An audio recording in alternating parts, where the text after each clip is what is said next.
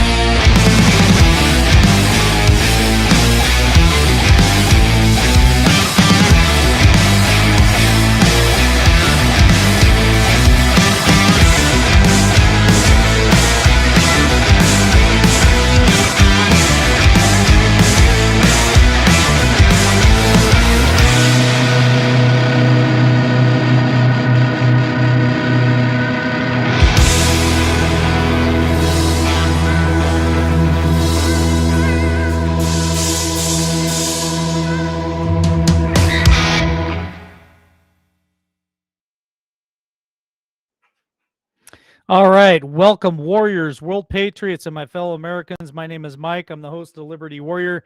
Give me liberty or give me death. When tyranny becomes law, rebellion becomes our duty, folks. Today is Friday night. It's Friday night. It's the weekend. We're ready to go. It's January the 28th, 2022. Listen, we have got a full house in the back. I have got the Affidavit Mamas. So we got Rosemary, we got Deborah, we got a couple other new guests that are going to join the Affidavits Mamas tonight. So I'm really excited about that. And then to top it all off, we even got another guest, a special guest. So we have got David, who is going to join us. David Jose. I know you guys have seen him out there. He's been on YouTube. He's been all over the place trying to get the message out and fight this tyranny he's in the trenches with the Affidavit Mama. So I'm super excited to have him on tonight. I hope he becomes a regular guest because I know you guys will all enjoy him too. So if you don't mind tonight, let's show him lots of love. Let's have some hearts in the chat for David and for the gals. It's going to be a great conversation. So updates real quick. Um, so I don't misspeak. I want to make sure that I get my dates right. Um, Tonight, yes, tonight is the last night for qualifications for the 10 coin giveaway. So we're giving away 10 of these babies. I know it's hard to see on the screen, but they're one full silver ounce. We got 10 of them to give away January the 31st. So how you qualify is just any size of super chat donation. Um, Anybody who's got a current membership will get a chance at one of those 10 silver coins. We also have 2 LWN coffee cups to give away as well on the 31st. And we're also going to give you your choice of one of Jeff B's dart I don't know, dart little cases with darts in it if you guys like to play darts. So that's how you qualify for those giveaways. So we'll be pulling 13 names out come January the 31st. And for all of you that have already qualified, congratulations, and we look forward to drawing some names on the 31st. All right. I think that's all I'm going to do for updates for right now. So without further ado, I'm going to go ahead and start bringing in our war party here. We got Rosemary. We got Tracy. Hello. We got Iva. Hello. Of course, Deborah. And last but not least, we got David Jose. How are y'all doing? Great. Fabulous. Hey, how's it going? It looks like Rosemary. It looks like you were able to pair on your channel. So let me put this up on screen for everybody. There we go. So now your channel and our channel can all chat back and forth, Rosemary. Awesome. So that's pretty cool. All right. Mine went through too. All right, sweet. So we got a bunch of them tied together tonight. So we're now streaming on YouTube, Facebook, and Twitch on Liberty Warrior Nation. Plus, Rosemary, what's the one that you're streaming across? Well, it's all of our Telegram chats. Oh, okay. And David, what are you streaming across? YouTube. All right, so we're streaming with David's YouTube as well. All right, awesome. Well, we'll go ahead and let ladies go first. I'm going to go to Deborah first, All right. and then to Rosemary, and I'll let you guys kind of kick us off on what direction we kind of want to take this thing. And don't forget about David and I. Oh, well, we won't forget about David. David is the hub.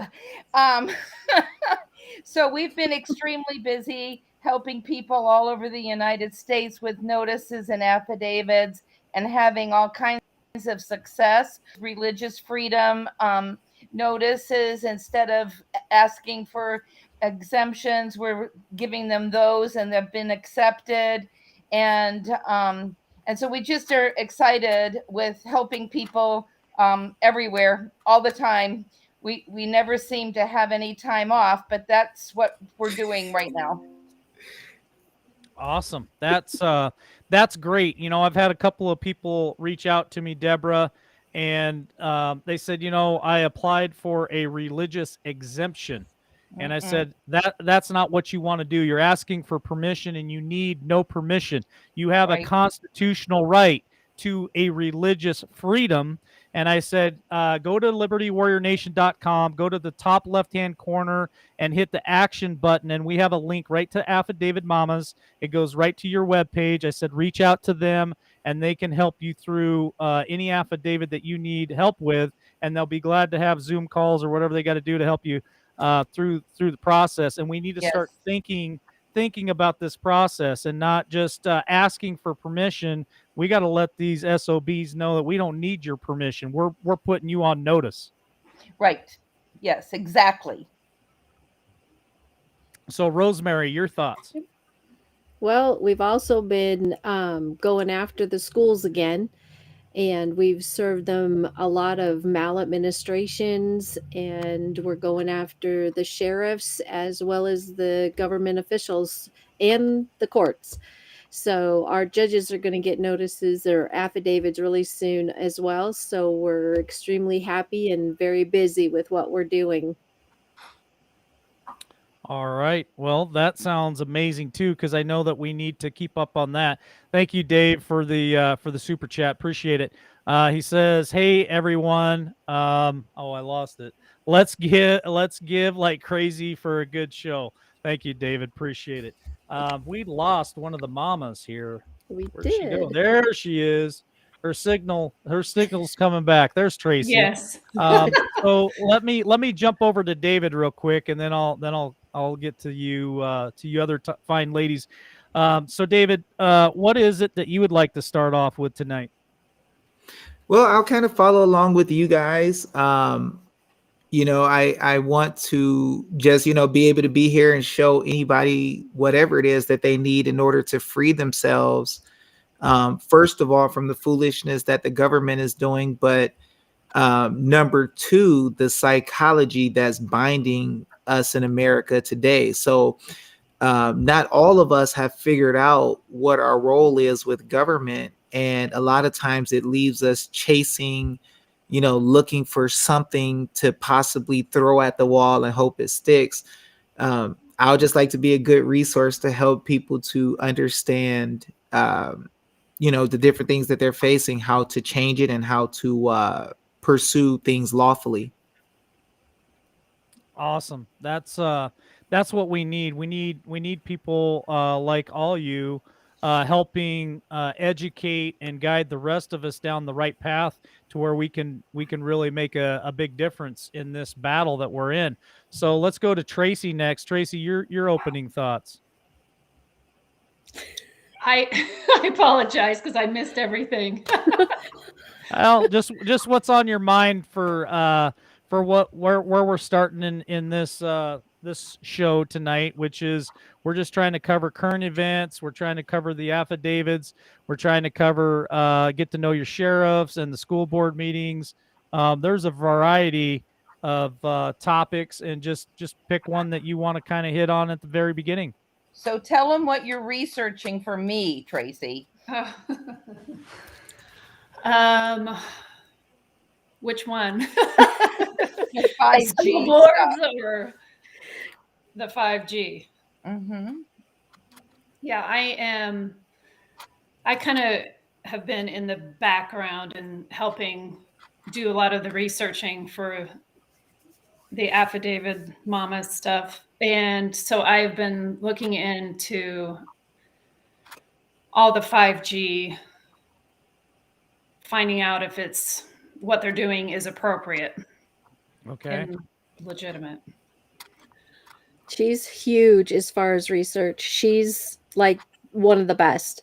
She gets us so much information, and we couldn't do it without her. That's awesome. Well, we'll come back to the 5G because I definitely would like to hear more about that. Let's jump up to Iva there. What's your opening thought? My opening thoughts are that people need to get involved. If they get involved, it's going to make a change. We've seen changes, whether it be running on the school board, becoming a precinct committeeman. We have to get off our butts and we have to do something. The only way to take our country back is to get off and do it ourselves. We've been sitting idle way too long. Amen. That is a great opening statement, to be honest with you.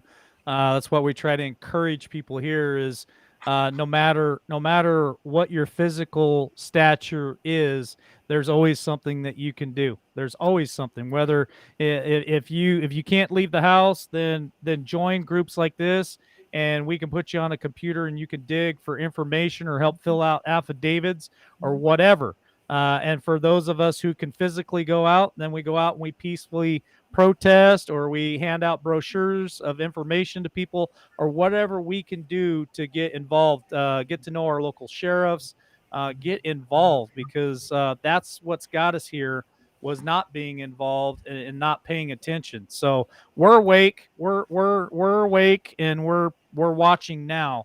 So now we need D-Dog, we need David Jose, we need the Affidavit Mamas to all encourage us, educate us, and kind of help us lay out that roadmap for us to the direction that we need to go so that we can take this country back, because it is up to us. There is no magic button. So let's go back to Deborah, and what would you like to talk about next, Deborah? Well, I mentioned the 5G, and that's only because in Tucson, and I'm quite sure your audience is experiencing it other places, but in Tucson, a fellow contacted me from there about the fact that they're installing these small cell towers in neighborhoods all over Tucson, close to people's houses, and the fact that they are physically dangerous to people's health, but then there's also the matter of surveillance as well. And so they have been trying to get the Tucson City Council to listen to them for 3 years, and they've done all kinds of things, not notices or affidavits. So Sunday night, I'm going to be on a Zoom with them in Tucson to see what they know and what they have already done. They've given me quite a bit to read. It's sort of mind bending. But anyway, we're going to see what we can do to help them, because we know it's not just a Tucson situation.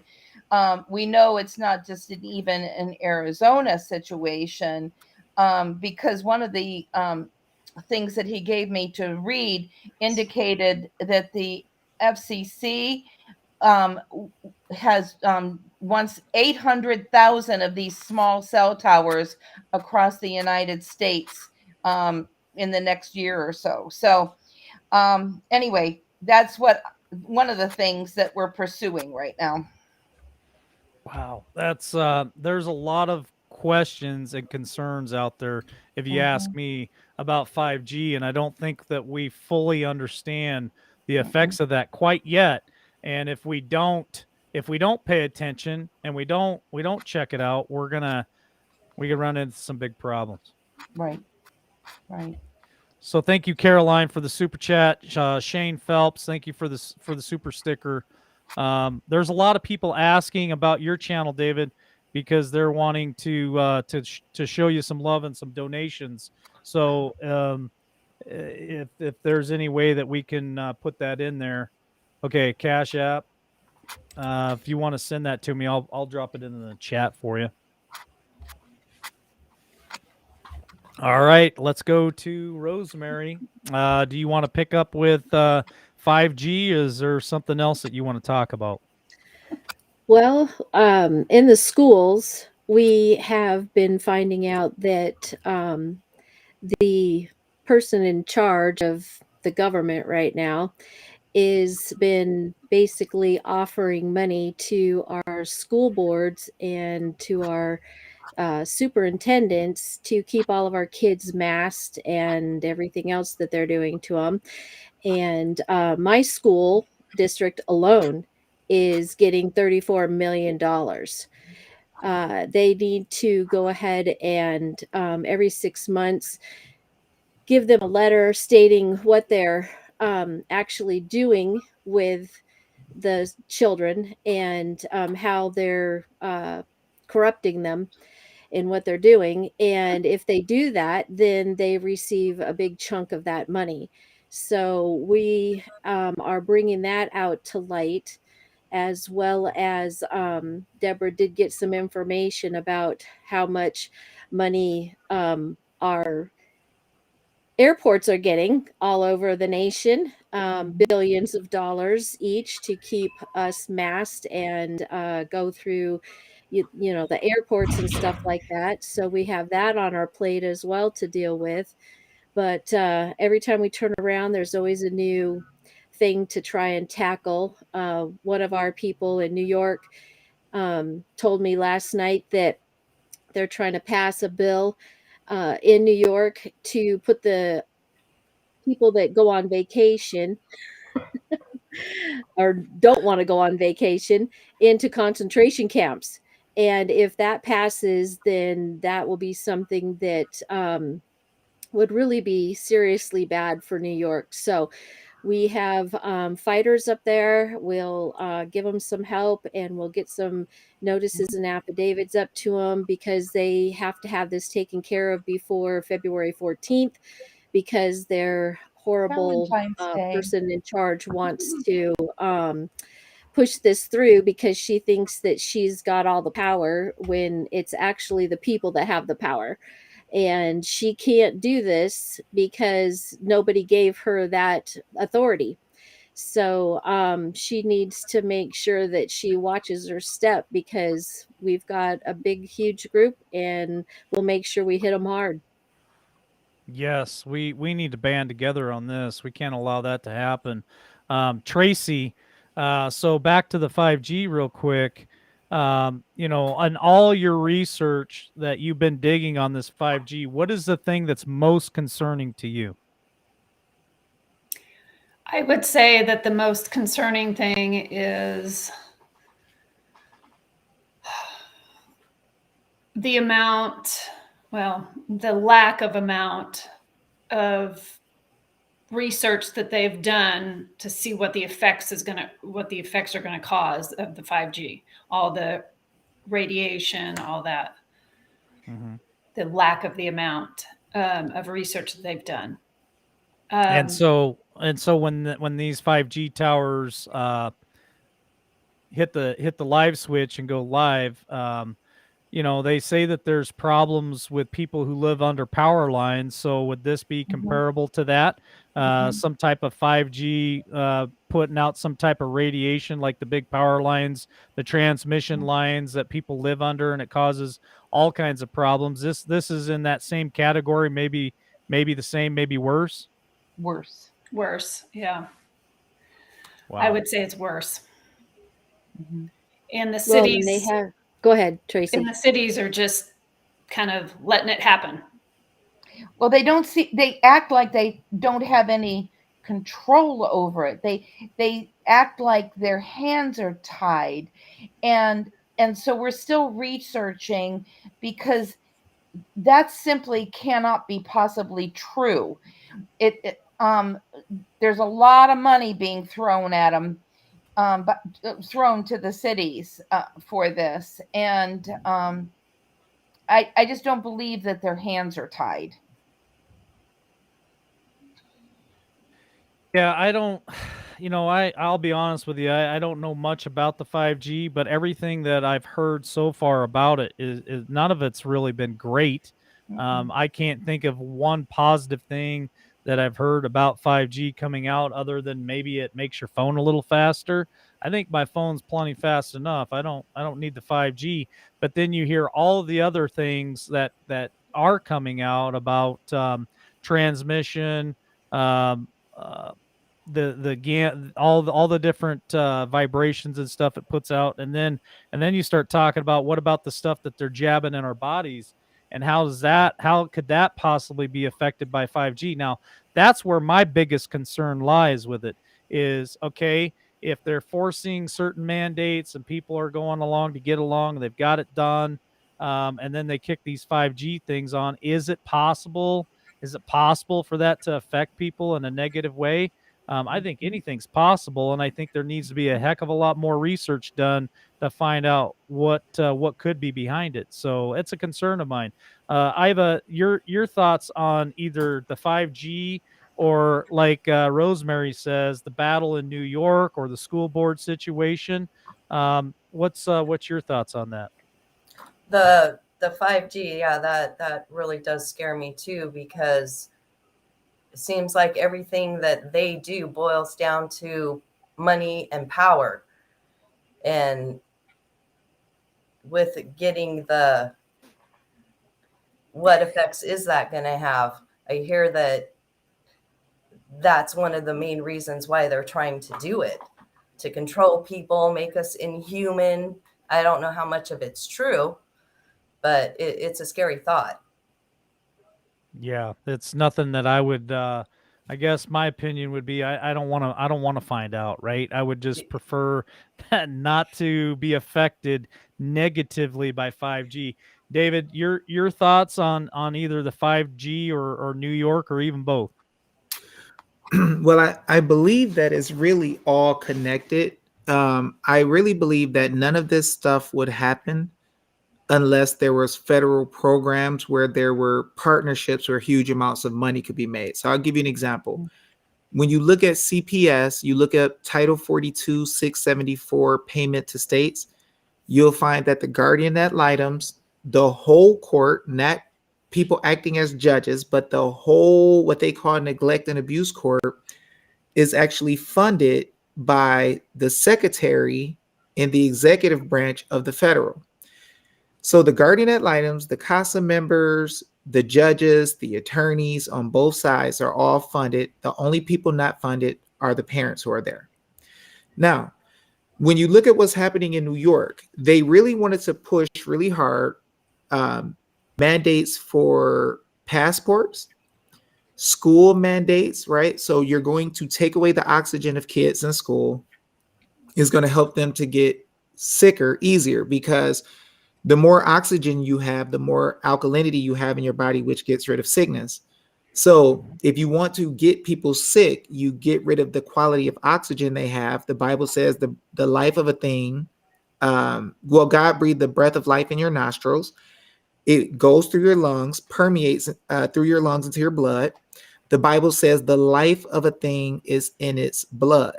So your oxygen goes to your blood. When they created this situation, that's harming people, what happens is the iron in your blood is not able to mix. It actually blocks the iron from fusing, in your blood.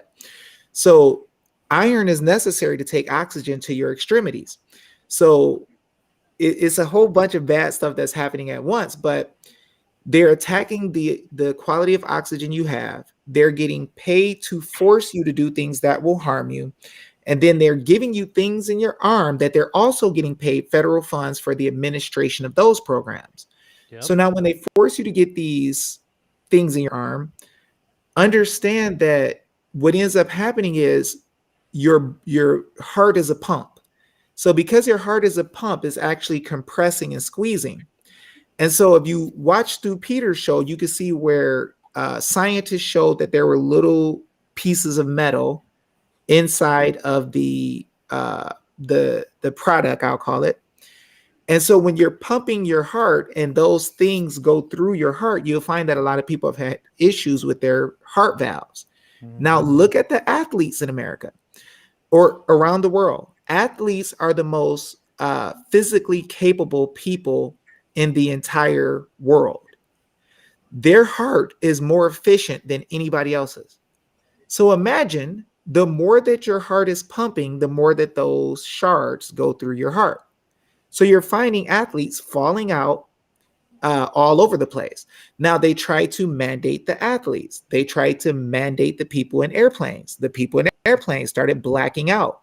So you got to realize they have high amounts of pressure that'll move the blood around your body really fast. So those people who had high amounts of pressure started blacking out, getting dizzy, having chest pains, losing consciousness, all types of crazy stuff. Now, you look at OSHA. OSHA has tried to force mandates, but OSHA is also a federal program where people make money if they do what OSHA says. So what we're really seeing is a multifaceted approach of the administrative state attempting to attack from different angles so people don't realize it's all working together. And so when we step in and we give notice in all these different areas, what it does is it shows a conflict of interest in every system or every agency, because there's not branches of government. The legislature has passed stuff because attorneys have told them to. And when they passed these things, they already knew ahead of time what they were going to do. You could tell by the legislation. Now, the legislature doesn't necessarily know what's going to happen, but now they're learning for the first time from the people all together that they're all working in programs that's conflict of interest. So we have an ability to beat them. If we're wise, we can see that all these things are connected and that it's an attack on America. The truckers, and I'll end with this, the trucker situation. The truckers are an attempt to get rid of our commerce. So they held microchips and product for business off of the coast. This is what you do when you're in war. You literally destroy bridges, you tear up the communications, you stop water, and you stop food. So if you look at the grocery stores, they're trying to get us used to food stopping. The problem is that government cannot affect commerce. They have the power to regulate commerce. They can't make law to affect commerce because their duty in Article 1, Section 8 of the Constitution, the United States Constitution, was to protect our commerce, to regulate it. But what they're doing is they're allowing rules and regulations to be created that's blocking the commerce when the people are the ones who control the commerce from the beginning. So if you're trying to stop the people from having commercial goods and you're just a servant, it's a conflict of interest, and the people need to go after all these entities at once. And I'm going to say real quick, with the number of people on this video, I promise you, your audience alone can destroy all these mandates easily. You have more than enough people if the people want to come together and do notices to deal with all these issues. Because I guarantee you, the federal legislature has never seen this many people come together on so many different issues, showing them the law that they've never seen before. Amen. Amen. Just keep going. Just keep going, David. Preach it. Just We just told keep you. going. Give it to him, Dave. You know what's funny though? I'll say this. If you get a chance before we get off, I would like if you could share your screen to show your people. I mean, just ask this question to your audience. If all of you could stop all the things that are being done wrong by the Forgetful Guy administration and Koala Bear administration, would you do it? Absolutely. Absolutely. I think everybody watching right now should and would answer yes. Yeah. So what if we could see a lawful process in plain English showing you that you have the right to stop every single thing they're doing that you don't like in one place? I'd say that's the place we need to be rushing to. Okay, Amen. so it is Virginia Constitution. Now, what we have to remember is the first, if you look at Ballotpedia version, I like Ballotpedia, it's like an encyclopedia. Ballotpedia version of the Virginia Constitution, what you'll find is these are our forefathers who just got done fighting a king. They just got done divorcing a king. And then after they divorced the king, they handed him his behind, and they created a system of government that nobody else understood how to do except those from Israel who understood the scripture before the Israelites begged for a king. And when you see how they set up everything in order to protect us and to block any encroachments in our rights, you'll understand how we have the power to stop all of this stuff in the Bill of Rights of Virginia. Yeah, you're not the first person that said that, David. D-Dog, he's come on quite a few times, and he's told us the same thing. And his big thing that he likes to preach, and I'm sure maybe you've met him, is get to know your local sheriff, because if he's a constitutional sheriff, he's the most powerful person you have in your county that can help you through this process. The sheriff is there to protect us from the feds. Period. That's his job. So it's important to get to know him. It's important to hear what you have to say and what these beautiful ladies also have to say, so that we can educate ourselves. So thanks for sharing that with us, David. All right, who wants to go next? Well, Or I do you was guys going want to just listen to David? Because I can listen to any of you. It don't matter who it is. Well, I was just going to add one thing, and then we can listen to David again. And that the one thing that I was just shocking to me. Hold on one second. Can you tell Tina that Carissa needs her? Is that apparently when the frequency of the 5G acting with other frequencies in the area gets to around 60 gigahertz, which is not unusual apparently, it actually affects the electronic composition in the oxygen molecule, it adversely so that it will not bind with the hemoglobin in your blood the same way. So if you are around those cell towers and it's at that frequency, you're going to have more difficulty breathing, which fits in with what David was saying. Yeah. It's just ridiculous. Yes, it is. And you know, there's a lot of stuff out there to back exactly what you're saying there, Deborah. You know what, folks? I think this video is so important for people to hear. Tonight is the night. If you have never hit that like button tonight, tonight's the night to smash that like button. Let's get this algorithm up. I can tell you right now, I'm gonna let these folks talk freely. Okay, I'm not going to worry about the words that they use. We just want to get the message out. So more than likely, I will take YouTube down after the show tonight. It will take me at least 12 hours to download it and push it over to Rumble, but it will always be on YouTube, on Facebook. So you can catch it. You can send people over to Facebook. It'll be there. But I want these folks to be able to just say whatever they got to say tonight, not worry about code words, and get the message out. So hit that like button. Let's get the algorithm up so we can catch as many people as we possibly can to hear this information, because I think it's critical that we know the path that we need to be on instead of paying attention to all the distractions and the rabbit holes.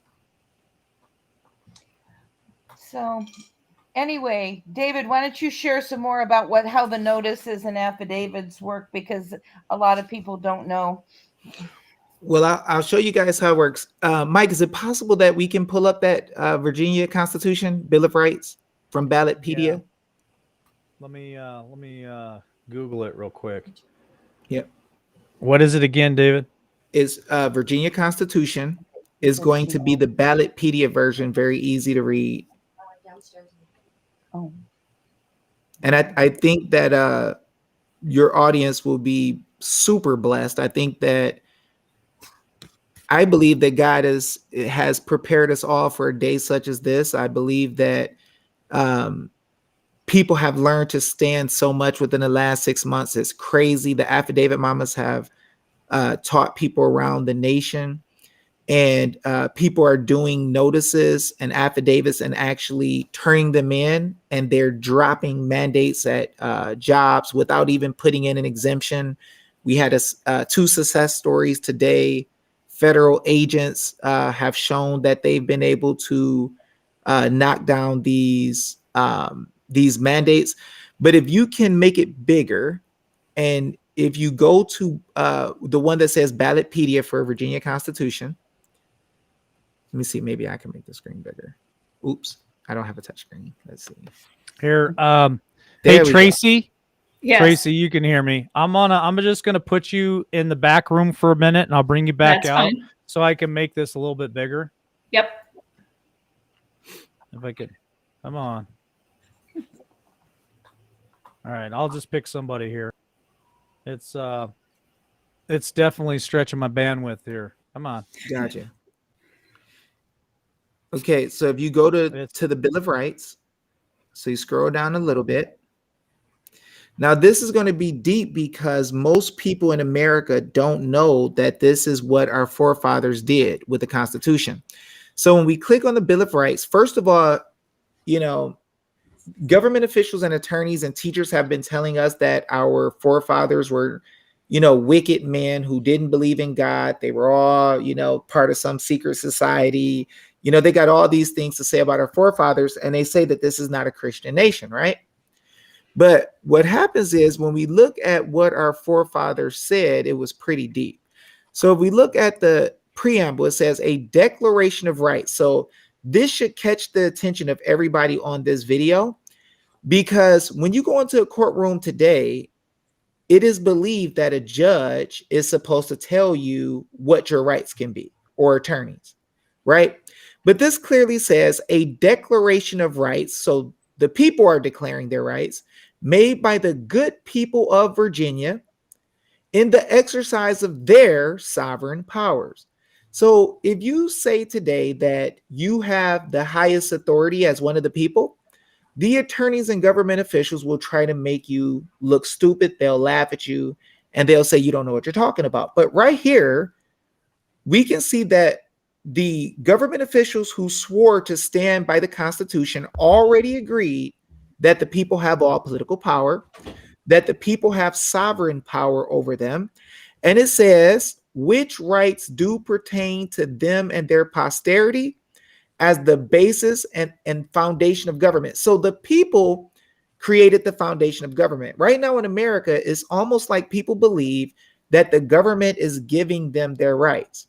And then when they see certain rights outlined in statutes, they think that that's the government telling them what their rights are. Those are what's called civil rights, that is based on your relationship to the civil family called the state. But you also have what's called inherent rights or God-given rights as one of the people that makes you independent of government, independent of everybody else, where nobody can affect those rights. So we can see this in section 1. It says that all men are by nature equally free and independent. So in your status as a man, you are in a different position than your status as one of the members of the state or a citizen. So if you look here, it says, and have certain inherent rights. So men have certain inherent rights. What are they? Of which when they enter into a state of society, see, when you put yourself inside of a group of people in a voluntary association like a state, what happens is you're making a compact or an agreement to deal with each other. Government officials will say, well, since you're a citizen, you're bound by, and your children are bound by what we say. But that's a lie. Watch this. It says they cannot by any compact deprive or divest their posterity, namely the enjoyment of life and liberty with the means of acquiring and possessing property and pursuing and obtaining happiness and safety. Now, if I say it right now to your followers that the government is here to serve you to the point that if they make you unhappy, you can get rid of them, the whole government at will, that would sound kind of crazy. People would say, no, David, this is crazy. You cannot tell us we have that much power. You sound like one of those sovereign citizen crazy people. Well, what I'm going to tell you today is the government has been teaching you backward. I'm not going to say what rights you have. Your forefathers wrote you a love letter way back in the day, hundreds of years ago, and they're going to tell you what powers you have because you are upset right now. You are not happy. You are not safe. And the government is not acting in good administration. They are actually in bad administration. They are not following the laws. They are not following the trust indenture called the Constitution. They are doing what they want to do, hoping you don't figure out. So today, we are going to prove to you who these people are in relation to you and how you have had it mixed up. So let's go down a little bit more to section 2 so we can see it.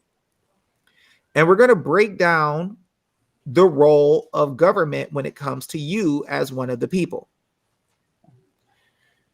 So we're going to look at section 2. I can't see the bottom because the screen is There up you that way. go. Okay, There we you go. go. Okay, section 2. Now, everybody got to pay close attention to this because this is going to show you how powerful you are compared to the government. Look at what it says. That all power is vested in and consequently derived from the people.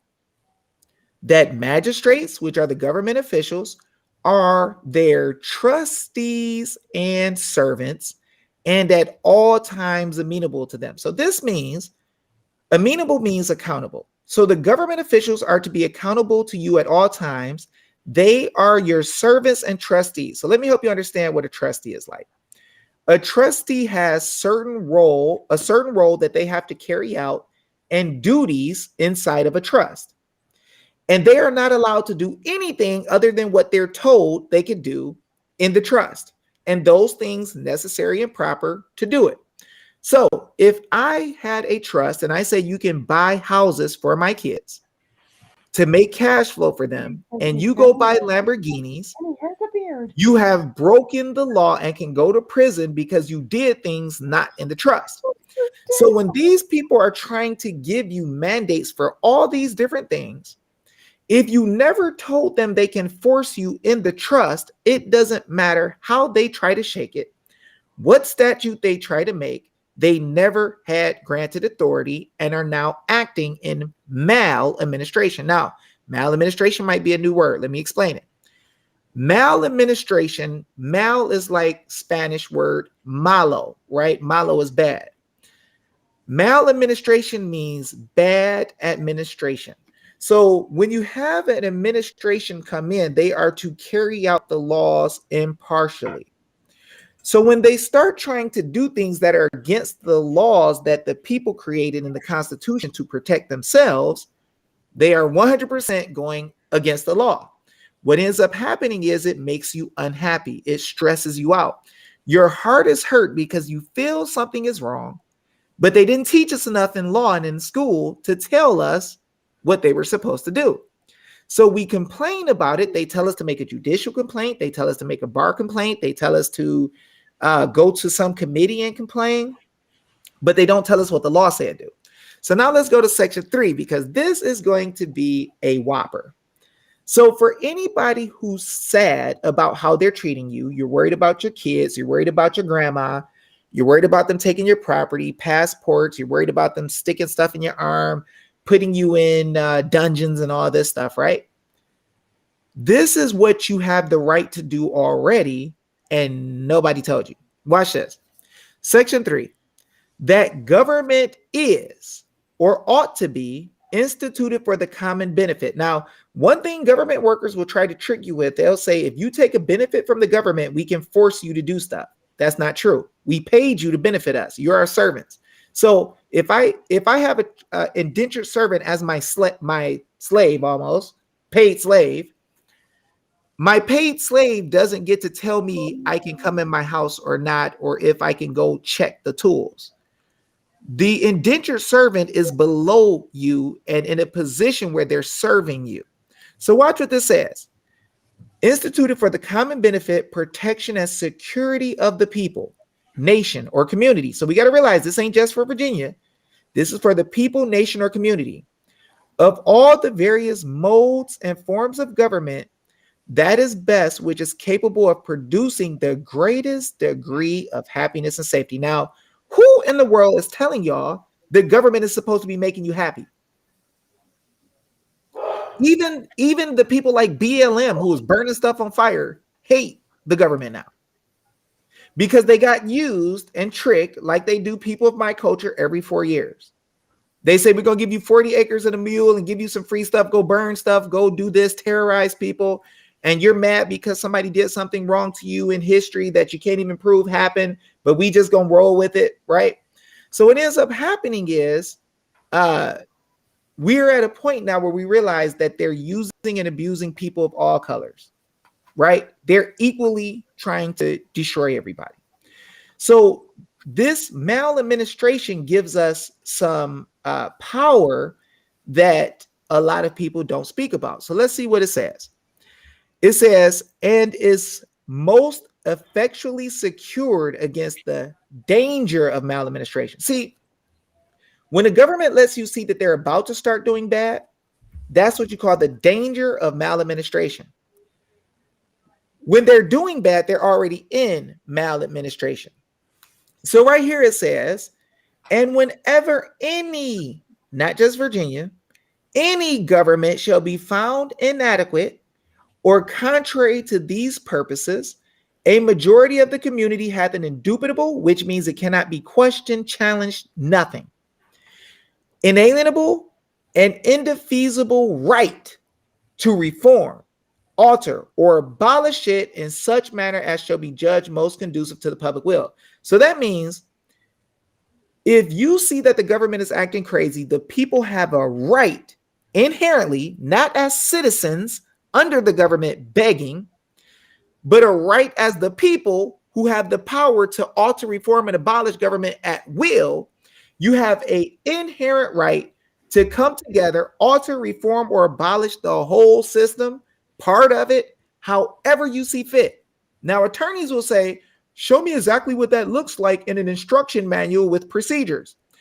Our forefathers were so smart, they knew that certain government entities would be created to block your justice. So the executive branch will create officers to go out and steal your stuff. The courts will partner with them, right? The legislature start writing statutes for them. They knew that. So they trusted you so much that they said, you know what, y'all come together, however y'all see fit, fix it. That's how much power you got. Now think about this. The government officials, when they sign up to work for the people, take an oath that this is okay. Yet nobody's teaching this to us in our nation. We literally are not bound. This is how we've been freeing everybody from all the mandates. We've been opening private entities that were businesses and telling the government, kick rocks, you can't come here, then take a video, working out on video. You know, we've been able to knock down mandates. We actually put notice in the case for OSHA to the Supreme Court. We sent them notice. The case that just got, the Fed got destroyed in Texas. We had a person, one of our students taught somebody how to put an affidavit in a case. The judge referred to the affidavits and then blew the federal government's back out. They never expected us to learn this much stuff. They never expected us to learn it. So we really have the power to change all of this as regular people. And when we send these notices, excuse me, to the legislature, they start to figure out, we're getting thousands of notices from people all over the place. That really means millions of people know exactly what we're doing, and we're committing acts that can get us put in prison for life. So this is why Jim Jordan, you keep seeing him going after the FBI. We did notice to the FBI. He went after the DOJ. We did notice to the DOJ. They tried to stop the Arizona audit. We did notice to Perkins Coie and the Bar Association around the nation. We went after all of them. We will literally go after anybody who acts stupid because we have all the power for real. And so I believe we're in a time now where people of every race, every age, every color, we can come together and have a field day. We can have a party and we can just blow backs out. You can literally just say, look, I want to get the 5 Jeezy, right? I'm like, I got 5 on it. Let's get them. I got paper, right? If you want to get the people doing the mandate to stick stuff in your arm, we'll get them. If you want to get the people talking about you got to have this passport, we really will get them. Like, we're going to get them this Saturday, if the Lord wills. Tomorrow, we're going to show people how to get them in a webinar, blow their back out. And so literally every time we get together and have a webinar and decide this is what we're going to do, we literally go out right away. By the next week or two, notices are already to them, and then you see it collapsing. And so my appeal to the American people is your forefathers loved the heck out of you. And if you ever have time to go to the Kentucky Constitution, you'll see where your forefathers left you a text message. And the text message they left, you know what? Do you want to look up that one, Mike? This Kentucky Constitution. We could go to Ballotpedia too. See, some of us are getting tricked, right? And I'm going to tell y'all, I say this to everybody. People get mad at me for saying it sometime, but there is an attack on white America. There's an attack. The reason is because y'all stumped a mud hole in that guy called the king. And he had the most powerful army. And y'all just told him, look, dude, we're not rolling with you. We're separating from you. We don't respect your power and you're done for. So it's going to be Ballotpedia. Yeah. So if we go to the Bill of Rights for Kentucky, we live in a republic, guys. And all of these things that we're fighting are going against your life and your liberty. Your liberty is who you want to marry, what church you want to go to, if you want to go to church in person, right? All these different things are liberty interests. How you raise your kids, if you're going to get something stuck in your arm or not. Look at what your forefathers said in the text of Section 2. It says, absolute, which they think they have over you. The government going to tell you what to do. We're going to make a rule for you, right? Absolute and arbitrary power over the lives, liberty and property of free men exists nowhere in a republic, not even in the largest majority.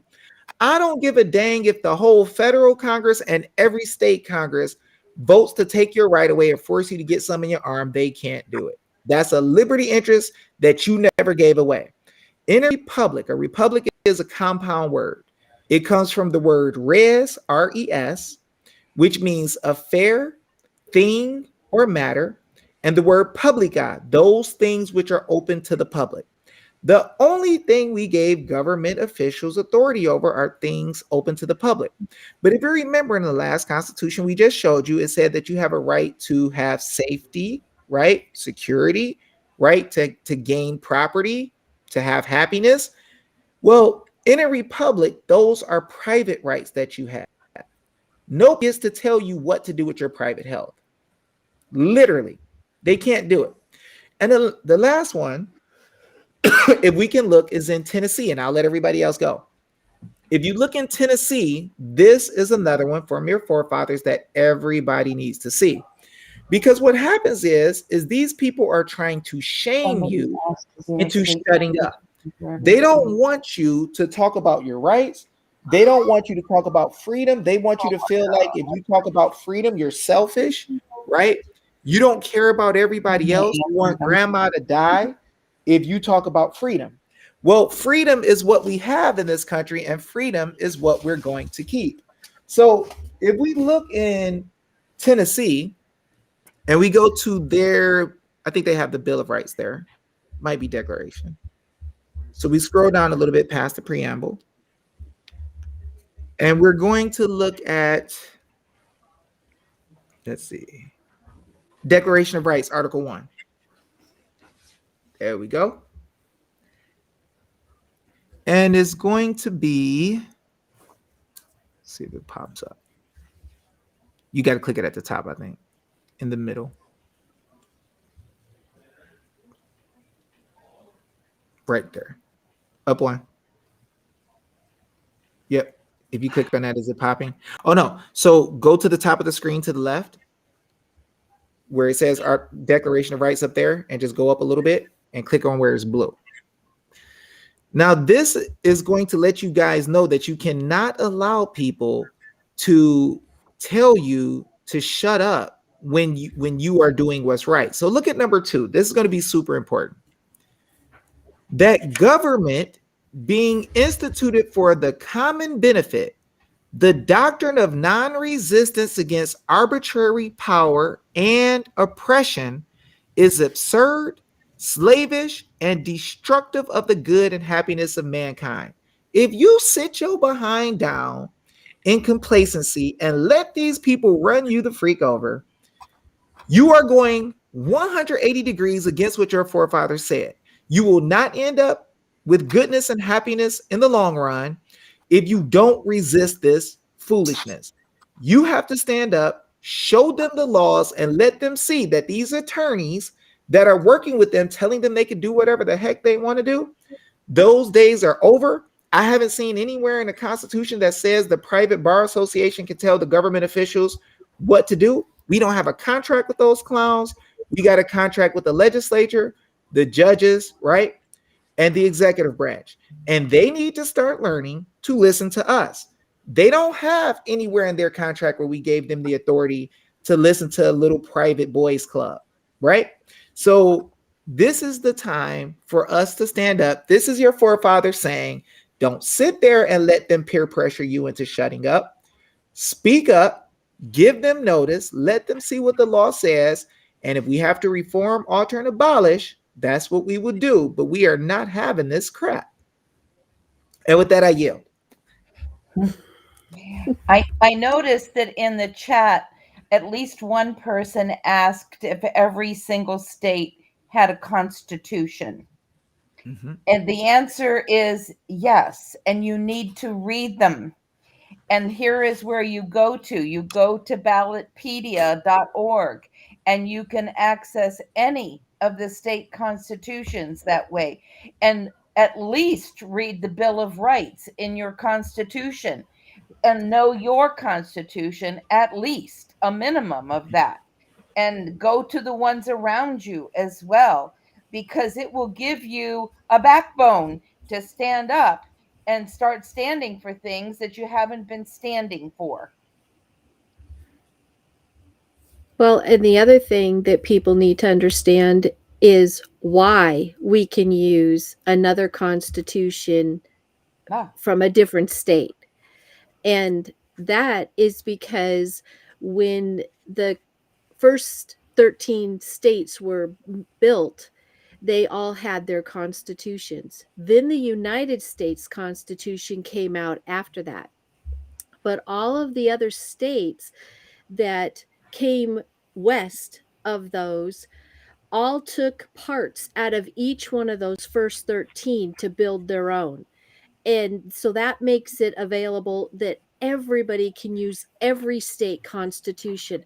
So you're not just looking at the United States Constitution as what you go by and your state one, you are looking at 51 states constitutions that you can pull from to make your point much stronger.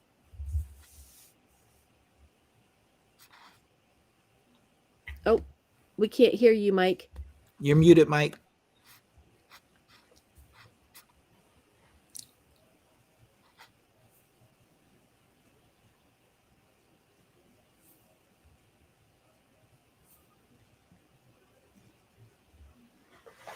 Can you guys hear me now?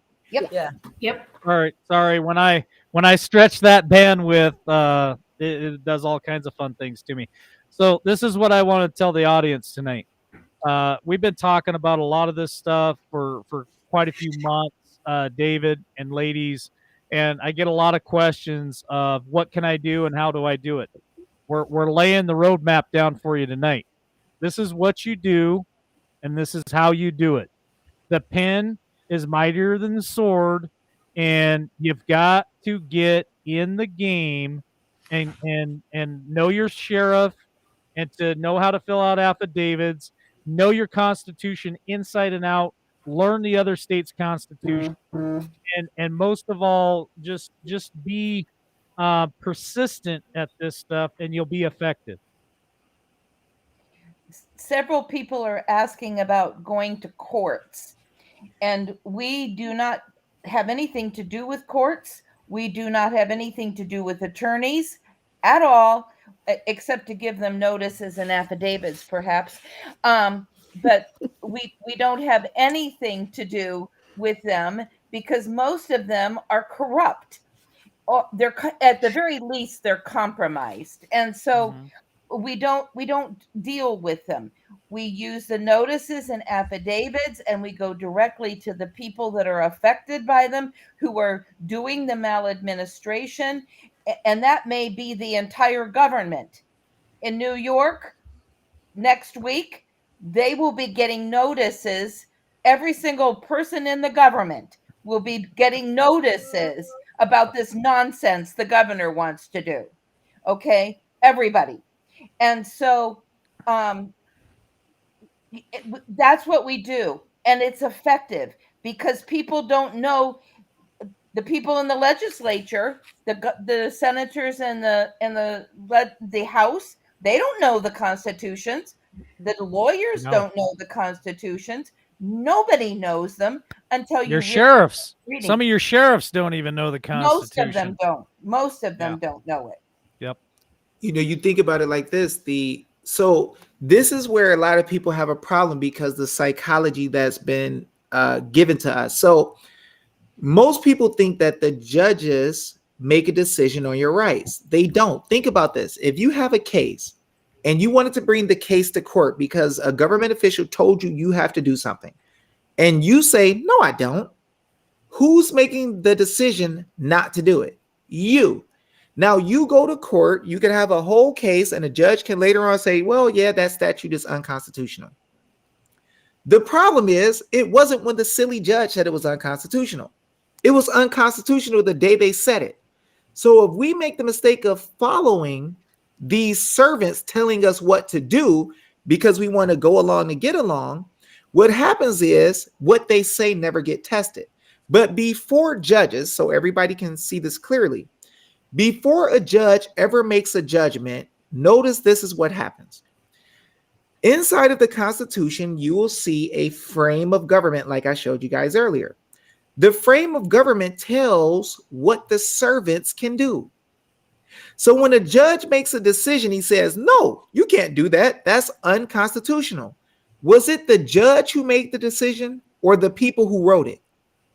The judge is just affirming or confirming that you wrote what the people said and that they have to abide by it. So the people have the power to institute government and create the law. We wrote the constitutions, not some brilliant attorney. There was no bar association member who wrote the United States Constitution. It didn't exist yet. So the people wrote the constitutions. The judges followed the constitutions. And so when you see American common law, it is just judges making decisions based on what the people wrote. Now, attorneys like to trick you. They try to say, no, common law is judge-made law. There's nowhere in any constitution in the entire country that says that a judge can make law. Only legislatures could do that. So what happens is the legislature makes administrative bylaws. They make bylaws for those who are in the government system. Now, I'll prove it. Anybody will tell you, yeah, the statutes have to be in pursuance of the Constitution, right? But they don't understand what they're really saying. The Constitution is the trust indenture that binds the government, and it tells what our rights are. We just saw that. We declare our rights and say, you can't touch these if you work with us. They say, okay, we'll take your money and we won't touch those. And then this is your duties. This is what you have to do. Nowhere in there did it say this is what the people have to do. So it doesn't bind us. So if you're making documents called statutes that are in pursuance of the Constitution, if the Constitution only granted the government authorities and told them how they have to serve us and let them write statutes to tell in detail how they're going to serve us, where the heck did they get some authority to turn it around and tell us what to do? It's not in any constitution. It's a hoax. So what happens is the attorneys got smart. Well, they got deceitful. They play their game. And what happens is they're like, look, we can only get so much money for these penal fines if we keep fining everybody in government. So what we need to do is loosely write the statute and make the people believe that we wrote it for them, when the Constitution is only a trust indenture for a political body. Now, I make political entities, right? I make private entities. So this is what you got to understand. When you create a private entity, you cannot give the entity jurisdiction over people not in the entity. So when you create a state, you can't give the state jurisdiction over the people who created the state. It's impossible. So when you write a statute, you can say the legislature has to be here so many days. They can vote and say yay or nay for certain things. If they do this, there can be recalls. You have to spell out their general duties, and the statute tells it in detail. Never in any constitution did it say you can bind the people. It says you have to protect their rights and freedom. It tells you that you have to protect their property, but never that you can bind them. So what they do is they trick you with words. So what they'll do is they'll say, okay, well, the Constitution says that we have a right to regulate commerce. So what we're going to do is make everything commerce. So if you look up like CPS laws in some states, right? You'll see like here, Arizona Traffic and Criminal Law Manual, right? Then I think this is the right one. Yeah, this is the one. So the Criminal Law Manual, the later one, has stuff for CPS in there. And when you go and you look at your laws, what you're going to find is all of this stuff is going to be passed under the Commerce Clause. So the government has to write, let's see it where, here it is right here. So it's in here with children, right? And what happens is the government tries to act like you're a citizen of DC. And when you leave DC and go to other states, you become a resident of that state. And what happens is you're not one of the people of that state. So they try to put you under DC type law where they can write out your rights in all cases, right? Because when we look at Article 1, Section 8 of the Constitution, United States, it tells you that they have the right to deal with legislation in all cases whatsoever within 10 square miles. So what they do is they try to overextend that jurisdiction into the 50 states. This is how we got them on OSHA.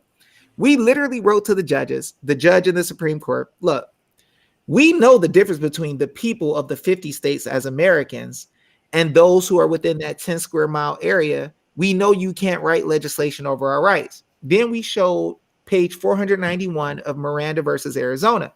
It says where rights secured in the Constitution are involved, there could be no rulemaking or legislation which would abrogate them. So if I have a constitutional right in the state I'm in, saying that I get to get a jury if anybody ever wants to take anything from me, saying that I have to have a trial in a court of record, and they don't want to use a court of record, they can't take stuff. So they've tried to create statutes to try to bind persons, right?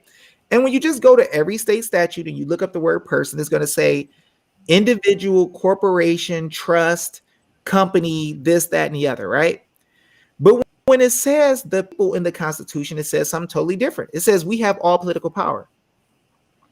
So if we have all political power and it derives from us, and when we look at the state constitutions, it says that there's certain rights that we have that they can never trample, and they swore to it already.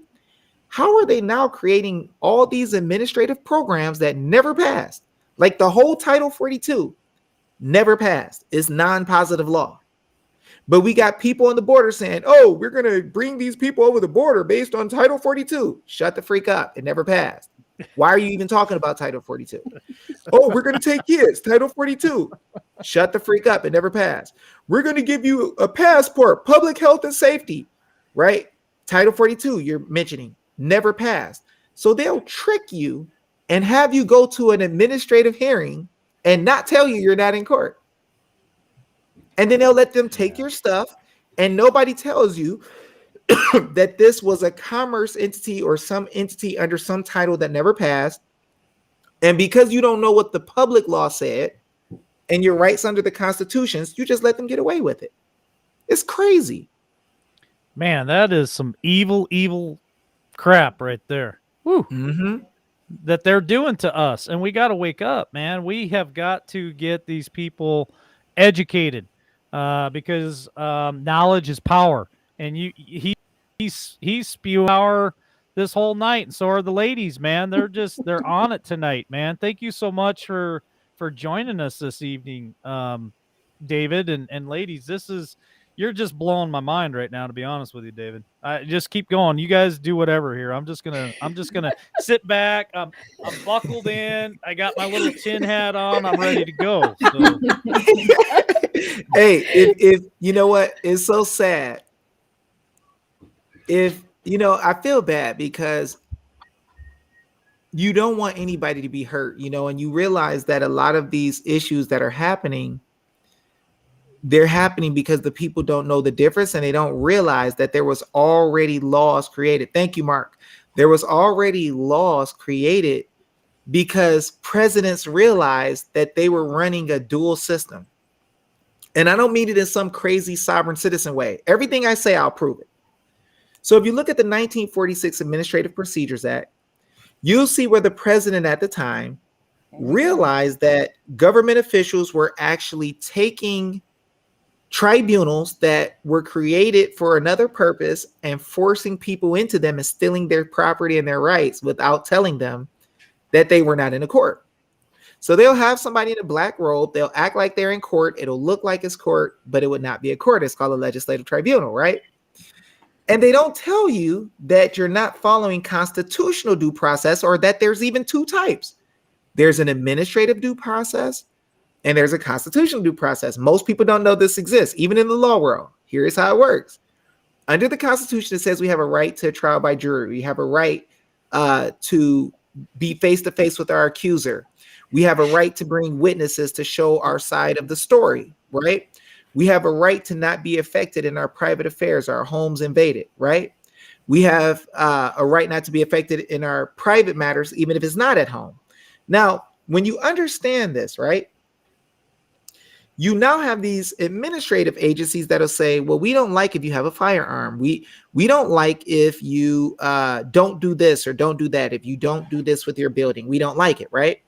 So then they start coming after you, and then you say, wait, hold on. How the heck are you coming after me? Where is the lawful authority from the legislature or from government or from the people saying that you can do this to us? Then they'll say, well, we got the power because we say so. And then you go to the legislature, say, legislature, who are these dudes? Right? And then the legislature's like, well, they're loose cannons. We can't control them. Our hands are tied. The freak you talking about? You creating entities that you can't control? You better get your dog on a leash, right? So what ends up happening is we go to entity meetings and we think we're in court. And it's funny. I like to show people in Wikipedia, right? When you look up the 1946 Administrative Procedures Act, if you go there, your audience will be so heated because for a long time, people keep saying this. They'll say, look, here's what you got to do. You have to go through and make sure you exhaust all your administrative remedies. Where in the Constitution did it say that the people had to go through administrative remedies? Where do you want me to go with this one, David? So go to Wikipedia and put in 1946 Administrative Procedures Act. And this one is going, when you read this, it's just going to be damning. Like, I got to shut up and let you read it because I might stop you in the process like the old school preacher. But when you literally see exactly what is said, you're going to fall out. Because most people realize when an agency comes after them, like the DEA, the FBI, which has never had a charter, they ain't even supposed to be around here doing stuff. But when you look up what these entities are doing, it is, I don't believe in terrifying because I ain't really scared of anything they do. I have fun tearing them up. But for some people, they're going to fall out their chair even if they're standing up. It's that bad. Okay, I'm going to try to pull it up. I'm just going to pick somebody real quick and put It's them fine. in the back room. He going to pick me and I'm going to go in the dark. I hope I got the right one. Is this the right one? That's it. So let's go to where it says, let's see. It's so small. Let me see if I can make it bigger. Yeah, no, I wish I could make that. it bigger. No, I think it's me. Let So me try I this can one. push something on the screen I No, saw that's earlier. not helping. Oh, here it is. Okay. So can you scroll? You see where it says historical breakdown? Let's go to where it says judicial review.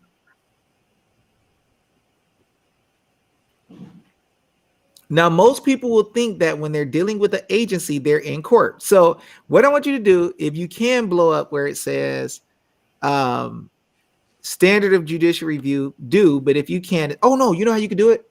So you know at the top of your screen, how it lets you change the zoom on your, like up in the top right hand side.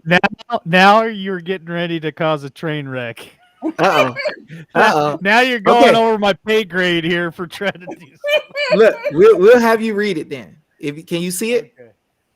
Yeah, it's not real great either. So let me bring it over here so I can see it. All right, I know I pulled it off the screen. So which part would you like for me to read, David? And I will be glad to try to read. Where it says judicial review. Now you got to think about this. Is if an agency is taking you to court and you are in court, why in the world would you need a judicial review? Okay, hold on. It's hilarious. Hold on. I'm gonna do this. So I'm gonna bring Rosemary back in, and then I'll put this in front of me so I can read it. All right, you guys can still hear me, right? Yep. Yes. Okay. The APA requires that to set aside agency actions that are not whoa. To set aside what actions? Agency actions. So it didn't say court actions. Nope, it said agency. But a lot of people believe when an agency takes them somewhere, they're going to court. So when they do these administrative tickets and citations for COV or for mask mandate, they send you to a place that you think you're in court, but it's an administrative citation. Now, this is going to get deep because it's coming from the executive branch. Somebody called a health officer, think they got some power, right? Watch this. You're going to crack up. Keep reading. Okay. The APA requires that to set aside agency actions that are not subject to formal trial-like procedures. Whoa. Formal what? Formal trial-like procedures. Well, what is a trial-like procedure? And who's telling the people this is trial-like and not a trial? Who's giving full disclosure here? Because I know a lot of people say, I went to court today for traffic. And the judge is acting like a prosecutor, which is against the law if you're in a trial. So you're not in a trial. And there's no jury there. No. What the heck is going on here? The cop took your car already on the side of the road. Where did he get authority to take your car if you're innocent until proven guilty? Exactly. Keep reading. It's going to get better. It's going to get beautiful. All right. Not subject to formal trial-like procedures. The court must include that the regulation is arbitrary and Capricious. And abuse of Discretion, I think it says. Discretion or otherwise not in accordance with the law. Wait. So you're letting people have cases that could potentially not be in accordance with the law, and it's not a court, it's trial-like, and you ain't telling nobody? Every judge in America ain't saying, oh, yo, it's a hoax, dude. Don't walk in here. It's a trap. Turn around. Don't come in this room, dude. You're going to be in trouble. Right? So now every attorney coming to these hearings are in something that's not a court, and they're not telling you. But it gets worse. Keep going. It's going to get worse. Janitor out of the However, Congress may further limit the scope of judicial review of agency actions. Okay, let me say this. Right. In the organic statute that the legislature writes, everybody needs to know this. They'll tell the rules of review, and they'll also tell if it goes against the common law or your rights. So you can always go into the documents, look at the original legislation before all the stupid amendments in the public law that actually passed, not the fake one.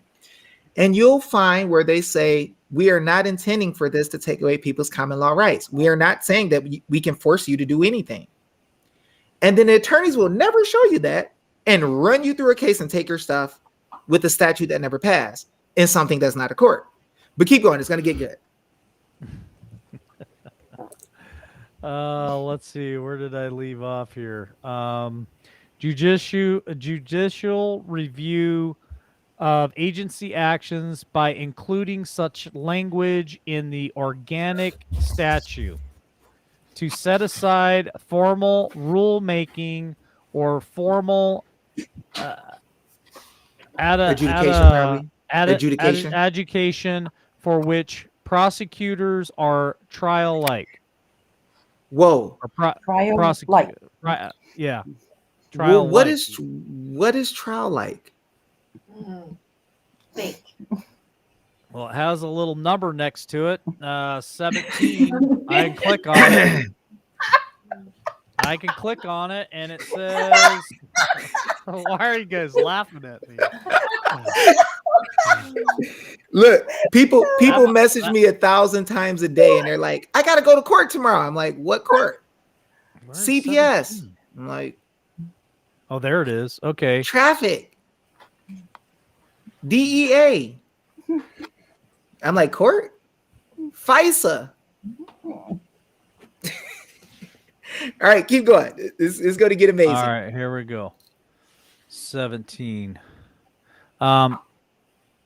A different standard for review allows courts to question agency actions more strongly. For such more formal actions, agency decisions must be supported by substantial evidence. Substantive evidence showing like that somebody had to really do something wrong that went against somebody's rights or broke the law, like seriously, or hurt affecting them, somebody's hurt rights them. really Yeah. is. Yep. Yeah. Right. Yes. After the courts reads the whole record, which can be thousands of pages long. So the agencies have a habit of writing thousands of pages of stuff about whoever they're going after, right? And so that you got to go through the whole process of them collecting thousands of pages of information while they're being paid to write thousands of pages of information in a federal program. And you don't know that you're not in court. So they're holding your stuff while they're doing a program that makes them money and nobody's telling you. Keep going. It's going to get crazy. Unlike arbitrary and Capricious review, substantial evidence review gives the courts leeway to consider whether an agency's factual and policy determinations are warranted in light of all the information before the agency at time of decision. Okay, now here's the deal. So what they're doing is when you go through your appeal process and all this stuff in front of agency tribunals, all they're doing is seeing if they followed the procedure in their APA standards, not common law or constitutional protections procedures. So if you don't know that you're in the wrong place, they're not going to tell you. They'll presume and assume that you are one of the persons they need to attack. But they don't tell you have freedom to not have to go through that. So keep going. This is gonna get crazy. Like when people hear this, it's gonna be nuts. Accordingly, arbitrary and capricious review is understood to be more I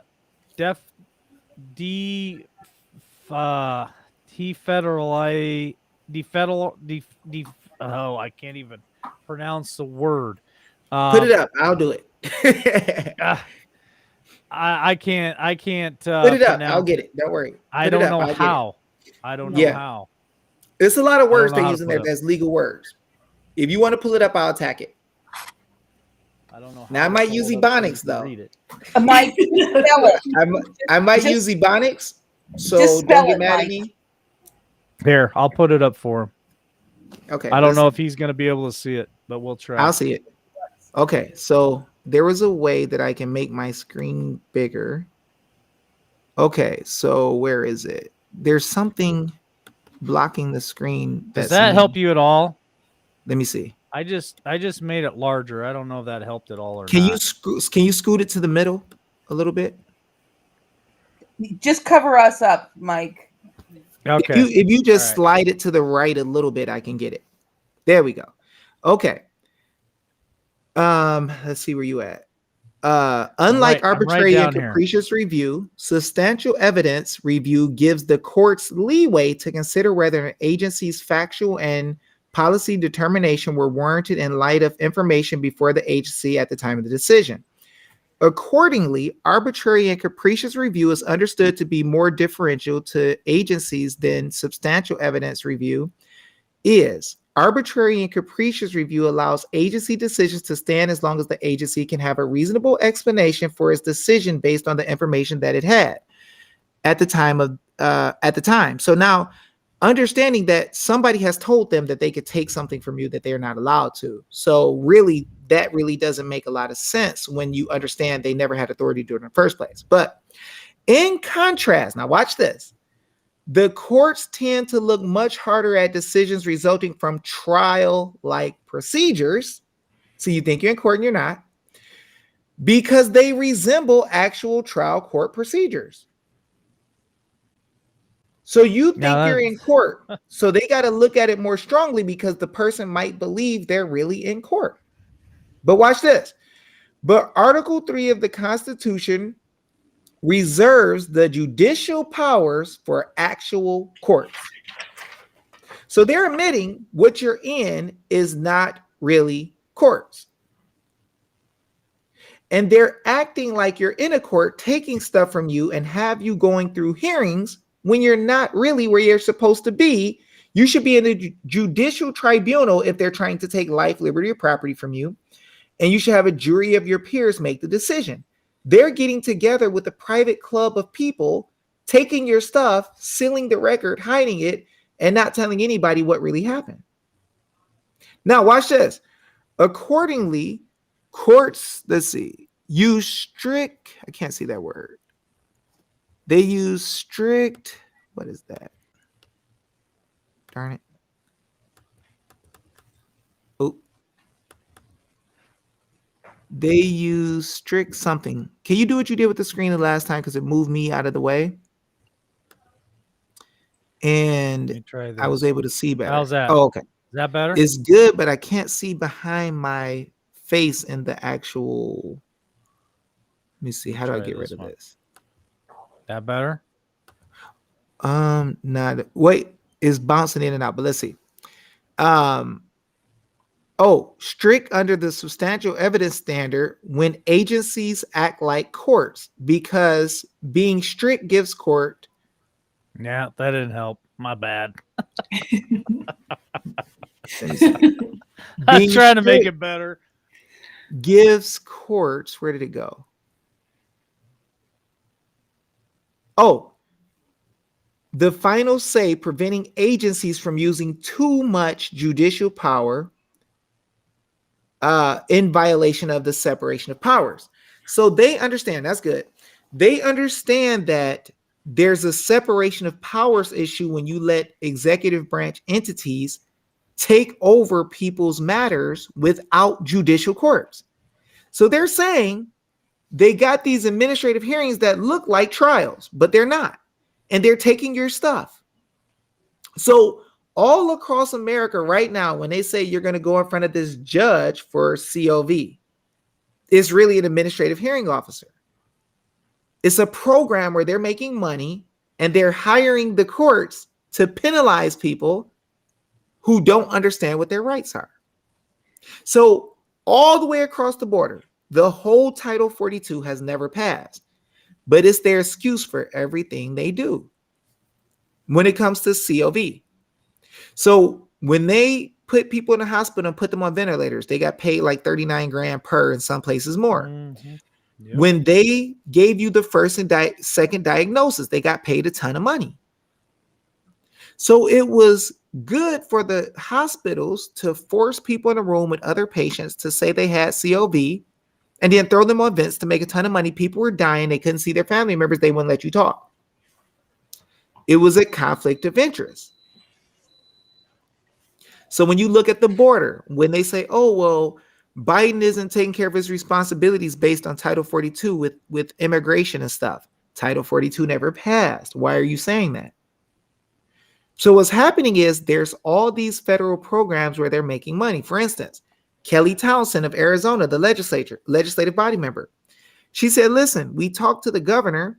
We would be willing to get rid of this emergency if Biden will still give us our $452 million. So they have the power to get rid of the emergency for $452 million, which means it's not that much of an emergency. If you're worried about people's lives, you'll be worried about people's lives. It's not about that. They wanted the $452 million. The $452 million was based on a federal program where they're all splitting money. And Sal DeCiccio of Phoenix told that $290 something million of funds, like $1 million was spent on COVID, and then the rest of it went to private trust. They were breaking that money up, stealing. And this is why they're locking your families down. This is why they're closing the grocery stores. This is why they're trying to interfere with bringing people into the country who don't need to be here without checking them. This is why the people who come across the border don't need a mask or something stuck in their arm. They need $450,000. This is why. Because every time the federal legislature gives out money, they're able to keep a portion of it, a percentage for themselves. Child support, they give out 66% on a dollar for administrative costs and pay you back, and they keep the other percentage. So 34% of the money that is collected for the whole program, the Fed is keeping. And when people say, well, how is it that they make this much, 250,000 a year, and they become billionaires and 100 millionaires? Like, how is this possible? They must have good investments. Yeah, they're investing in your Social Security through these programs and these administrative hearings where they're taking your stuff and selling it for profit. Damn. It's a lot of stuff. These guys are they're rotten to the core. They're rotten to the core, and we have to do our part to make change, man. We can't rely on T coming back and doing it. We can't rely on anyone else to do it but ourselves. You're not responsible for my freedom. I'm responsible for my freedom. Absolutely. You could kill the screen now. I just wanted everybody to see that. All right. Let me bring in the other ladies.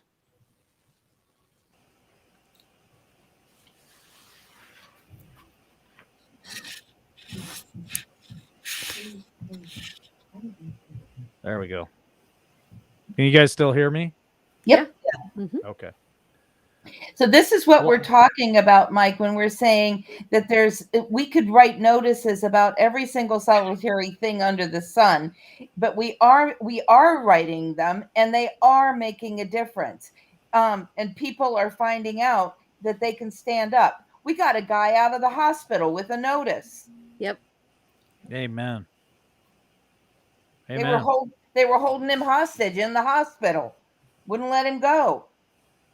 We wrote a notice to the CEO of the hospital. Well, lo and behold, a few hours later, they let him go. Yeah, they are capturing people. When my mom got sick, we were afraid of the same thing. My dad, thought he was doing the right thing, taking her to the hospital. And she went, and then we were afraid that they weren't going to let us come get her because they took her away from my dad, wouldn't let my dad go in the room with her or nothing. And she wasn't all there because she was so sick, and he was there to make medical decisions for her, and they wouldn't allow it to happen. And we got her the hell out of there. I went and picked her up the next day. Yep. Yeah, that's happening everywhere. Yeah, everywhere. You have to. Wow, this is just a lot of overload. David, I would love to have you and the mamas back, obviously, again here on YouTube. I'd like to unleash you over on Podbean too, David. I have a Podbean podcast that we do for an hour. I'd love to have Denise reach out to you and get you scheduled on Podbean, man, and get D-Dog to come on with us too, because he's a constitutional guru too. If you guys are okay with taking calls, I'll ask Shane if he can hop up first real quick and ask a question to make sure that I can fit another person in here, and then I'll just take one call at a time. We'll do 1 or 2 or 3 calls and allow somebody to come up and make a comment or ask a question. Shane, if you're listening, you got the link. Try to hop up here real quick, and I'll see what the software can handle. I like to practice on Shane because he's my partner. So if we have a train wreck, it's not a big deal with Shane. Him and I always guinea pig all the time. We're always trying new things, but man, just a lot of information that all you people put out for us, and we really do appreciate it. I know a lot of them in the chat are saying we got to get Dave back on more often. Dave and the Affidavit Mamas both know you guys are welcome anytime. Anytime you guys want to stream with us, I'll stream with you. Or if you guys want to hop on and stream on your channels, This is so much information. You just can't get it all in one night. Hey, I'm down. I'm your humble servant. And I just want to say, usually I follow where the affidavit mamas tell me to go. They're brilliant women. I can't do much of the stuff that I've been able to do by God without them. I let people know that, Amen. this is all part of our process. When I talk about the things that happen, I say the Josh Barnett, Affidavit Mama, and David Jose process, because literally they are touching things that many of us could never touch, and they have expanded knowledge, and they have so much skill that the world is being shaken because of them. So usually when they say, David, you better do this, I'm like, all right, let's go. Well, Shane is in the waiting room, and he won't turn his camera on, which is probably a good thing because it'll help out with the bandwidth. But Shane has been a longtime fan of yours, David, for quite a while. He actually is the one that turned me on to it and said, "Man, you got to try to get David and his buddy to come on the show." And Shane's been with me since the beginning, and he's my partner. So, Shane, are you there? I am. All right, we can hear you. 5x5. Go ahead, brother. Well, if I had a question for Dave, it wouldn't be on what we're talking about this evening necessarily, because I've been watching all these people on the screen as long as they've been out. So it's just very, I'm trying to think of how to say it. It's been very self-learning how to listen to these people and actually do what they say. Now, granted, being illiterate like I am and a high school dropout, but I'm not without skills and means, and I'm not a ignorant man by no means. It's very informative to listen to all of this. And when I first run across Dave, he was with Josh Barnett. I first run across him when they first started.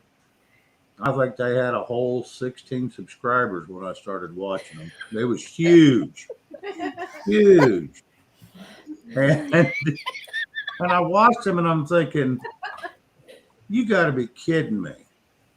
This guy is telling a guy that's running for a political seat what the laws are. And I'm thinking, okay, wait a minute. I'm going to sit back and listen to this, because this is exactly what we have run into in society. Is anybody can run for office, and it's great. I'm glad they do, a normal person. But they need somebody that knows the Constitution, that knows how to comprehend and read it, and actually put it to words. So my question would be for Dave is, what made you do this? Because you don't even live in the same state as Josh. Oh yeah, we That's do. a great Yeah, question. he does. That's a great question. Actually, I live in the same state as Josh. What actually got me started was I was a businessman who was teaching business around the country, doing a lot of real estate, doing a lot of things with medical commodities. And I had a Facebook following, like 5,000 people, the most you could have. And I was known by more people. And I was doing business. I would have my kids with me, doing live videos all the time, teaching them how to give God money, showing them how to make money in business and stuff like that, taking them to church. So people saw our lives. Well, I had a situation where I had a daughter through marriage who was dealing with 5 little gangster boys, and they were doing her very wrong and calling her the N-word and B, and she's Caucasian. And what ended up happening is that she thought that she liked this group of boys, and she made her 4th set of claims on different people since her childhood to CPS when she didn't get her way, because I told her we were going to bring her home to homeschool. She was skipping and doing some bad stuff. So what ended up happening was CPS, the agency, decided to take my little guys. And so, I told them, I said, listen, and this is what really hit me harder than anything.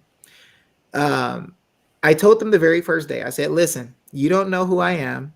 And I'm not the type of guy who kisses people's butt ever.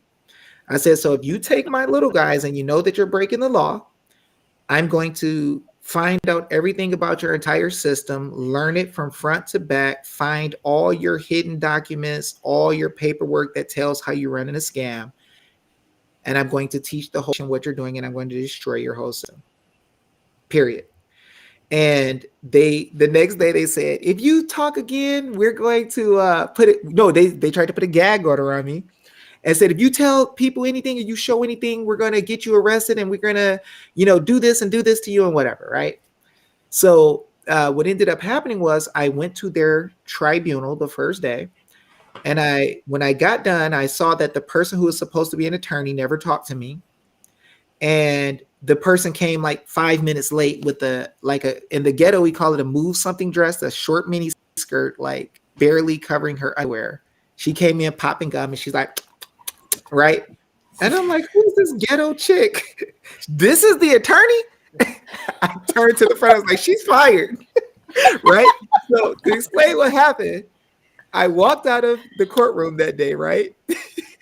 And there was a Hispanic woman who was really small, probably 130 pounds. I walk out, she's saying in Spanish, I can't see my baby. I can't see my baby. She's screaming and crying. My heart fell through my shoes, because I realized I'm a businessman and everybody see my kids every day. They know there's nothing wrong with my kids. But this woman, she can't protect herself and can barely speak English. So then I look and my heart is hurt. I'm like, dang it. So I felt God let me know, Dave, you remember the Bible says those who are oppressed, you stand up for them. Those who don't have a voice, you stand up for them. You speak up for the fatherless and the widows. And I'm like, uh-oh, something coming, right? So I walk a little bit further, go out the building and get to the driveway. And there was a small Caucasian lady, little bitty lady, innocent seeming lady, bawling, crying. And she's like, they took my baby. They took my babies. They won't even let me go to visits. They won't let me see my baby. My heart hit the floor again.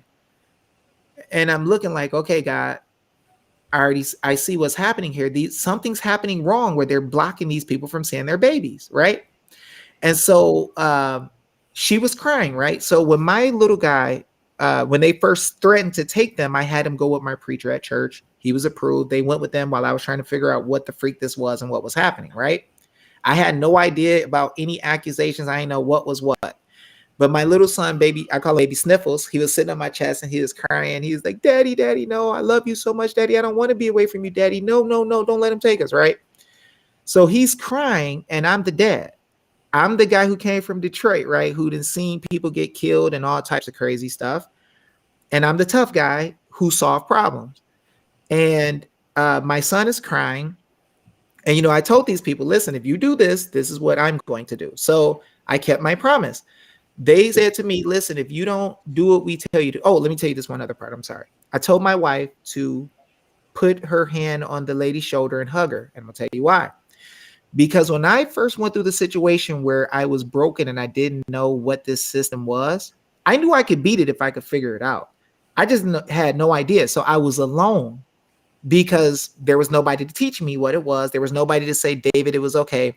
And I was hoping that somebody would just touch my shoulder and say, David, it's going to be all right. And I didn't have anybody. Right. So what ended up happening is they took my little guys. But in the process, I was figuring out every single thing they were doing. I was studying. So the assistant attorney general noticed this dude is learning too fast. She started coming and saying, look, I don't want to take this dude's rights.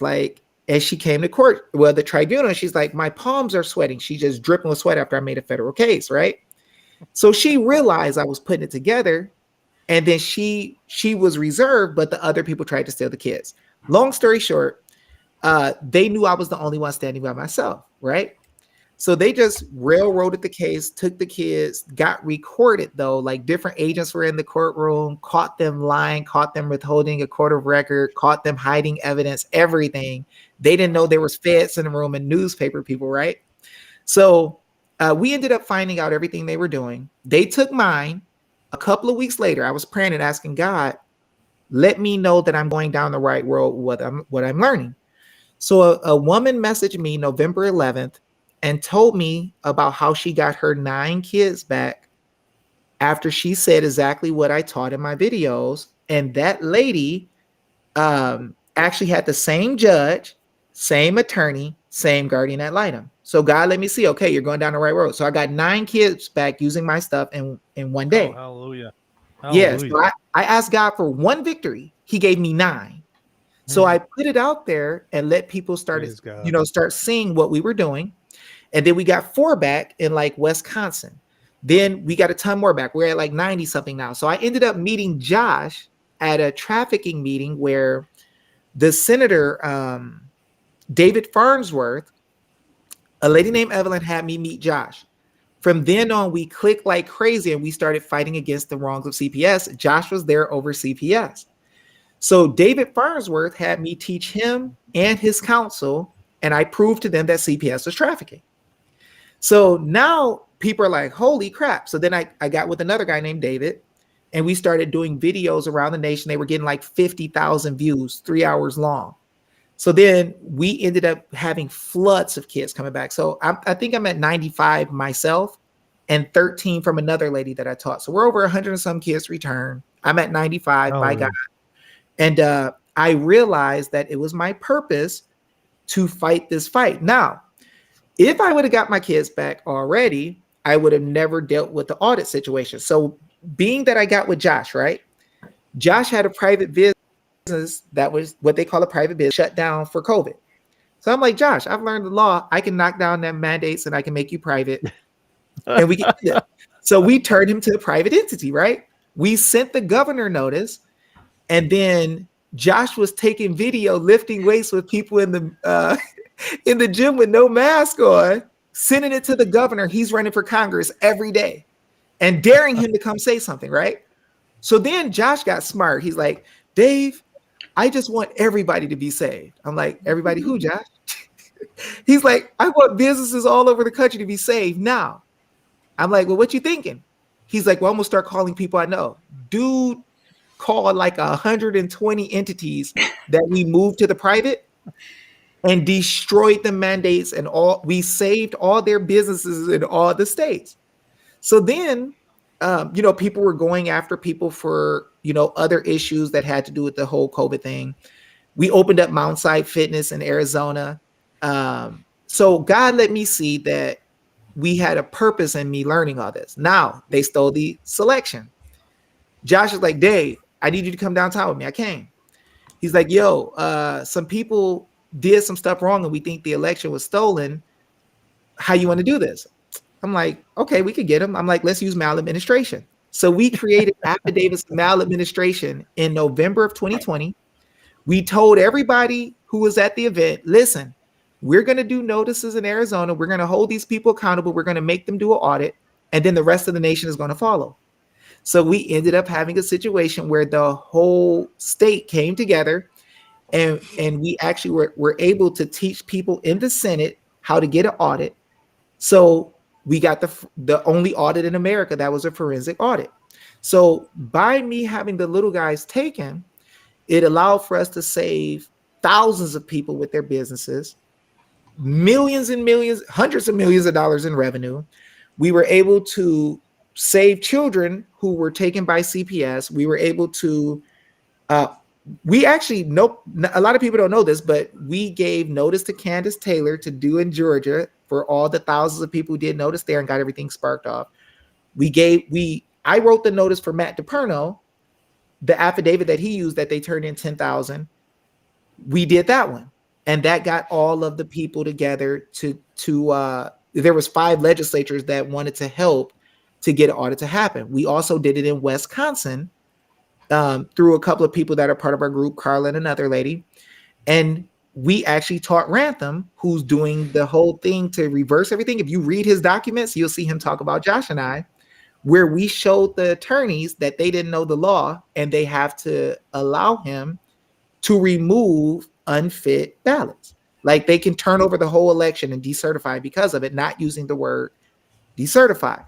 So literally all this stuff has come together. God has done so much. And I realize now why I had to not have my little guys, because I would have been like you. I would have been going to the trout farm, making fish, barbecue fish for my little guys, because I can only fish in the trout farm where it's a million fish. I can't fish nowhere else because I suck, right? But You could give me a Bernie Rebel Flintstone, Flintstone rod, and I could catch everything. I'd be a bad mamma jamma, right? But I realized that God tells you in the scriptures that to whom much is given, much is required.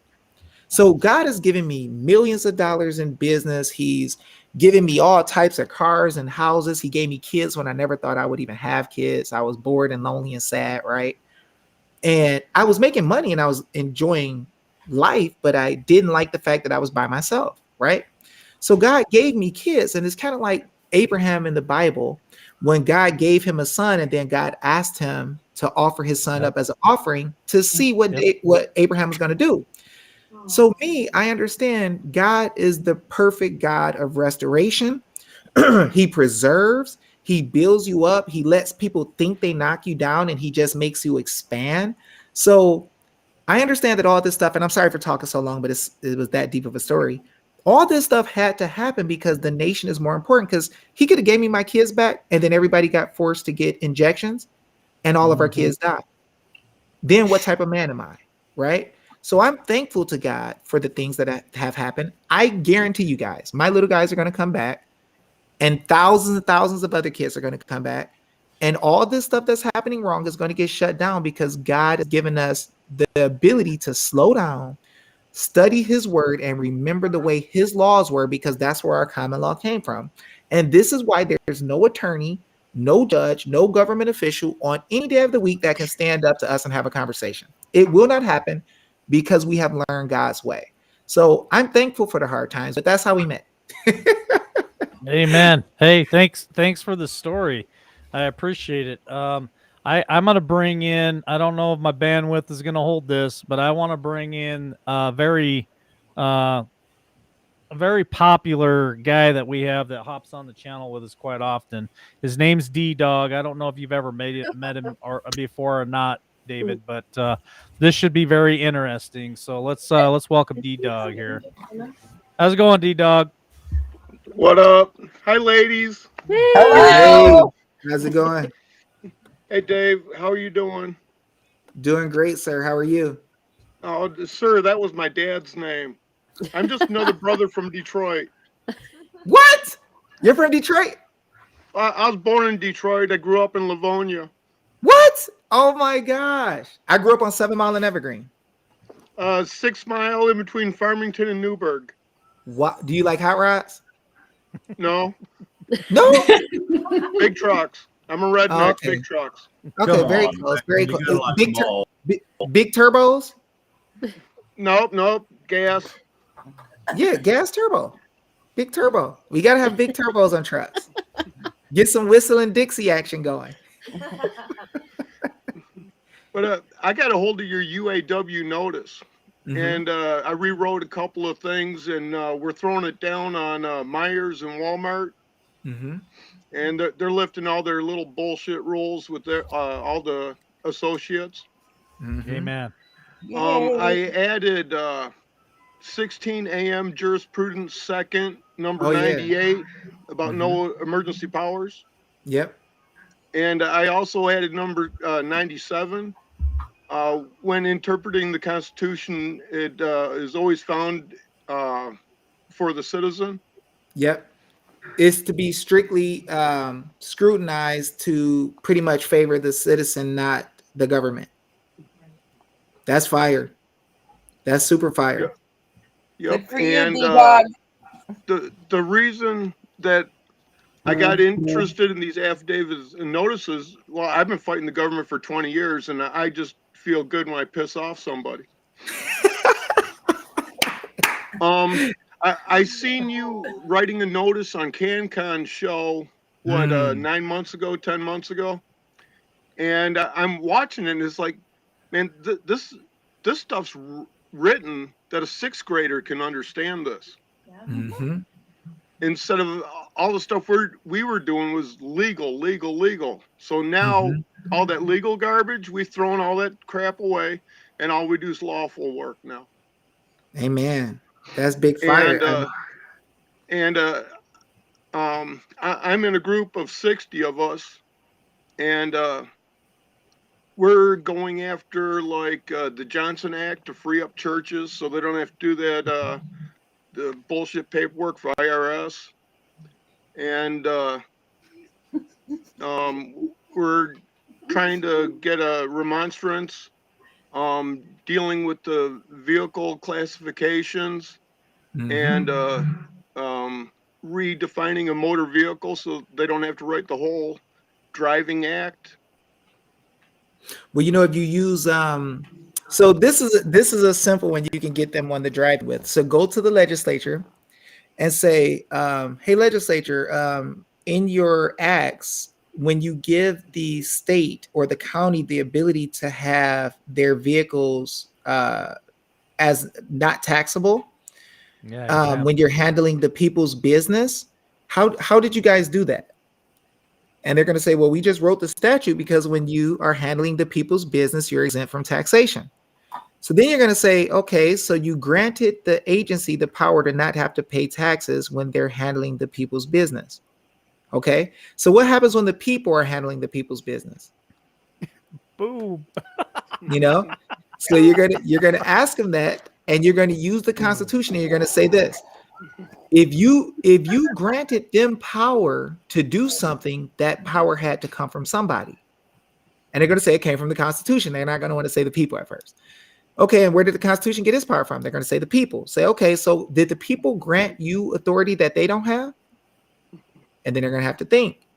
And then you're going to say, if they granted authority that they don't have, that means that you granted authority that you never got from us because we never had it. You can't grant what you don't have. Therefore, you're breaking the law by letting the police, the sheriffs, and others go around with G plates without paying tax.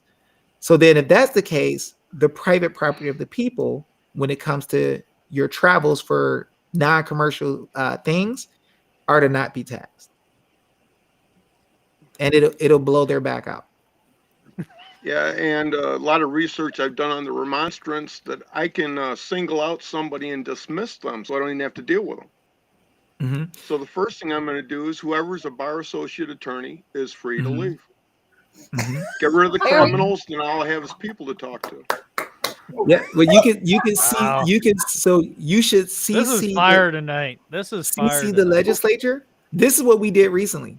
So the attorneys in Rantham's case wanted to say that you can't decertify and you can't do this. It's unlawful because it's not in the Constitution, right? So me and Josh got together and wrote up documents for Rantham, right?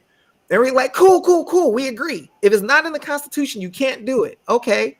All right. So these bar association members that's in the house with you, in the offices with you, yeah, nowhere in the Constitution did it say a private entity called the bar could tell, as officers of the court, can tell our government officials what to do and interfere with our contract between them.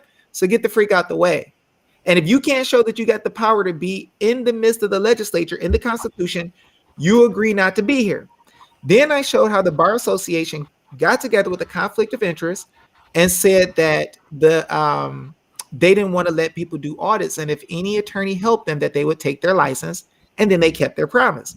So we put that inside of the document. And then we showed how anything that results from crime by the maxims of law, universally accepted, automatically everything that springs forth is null and void, right? Is vitiated.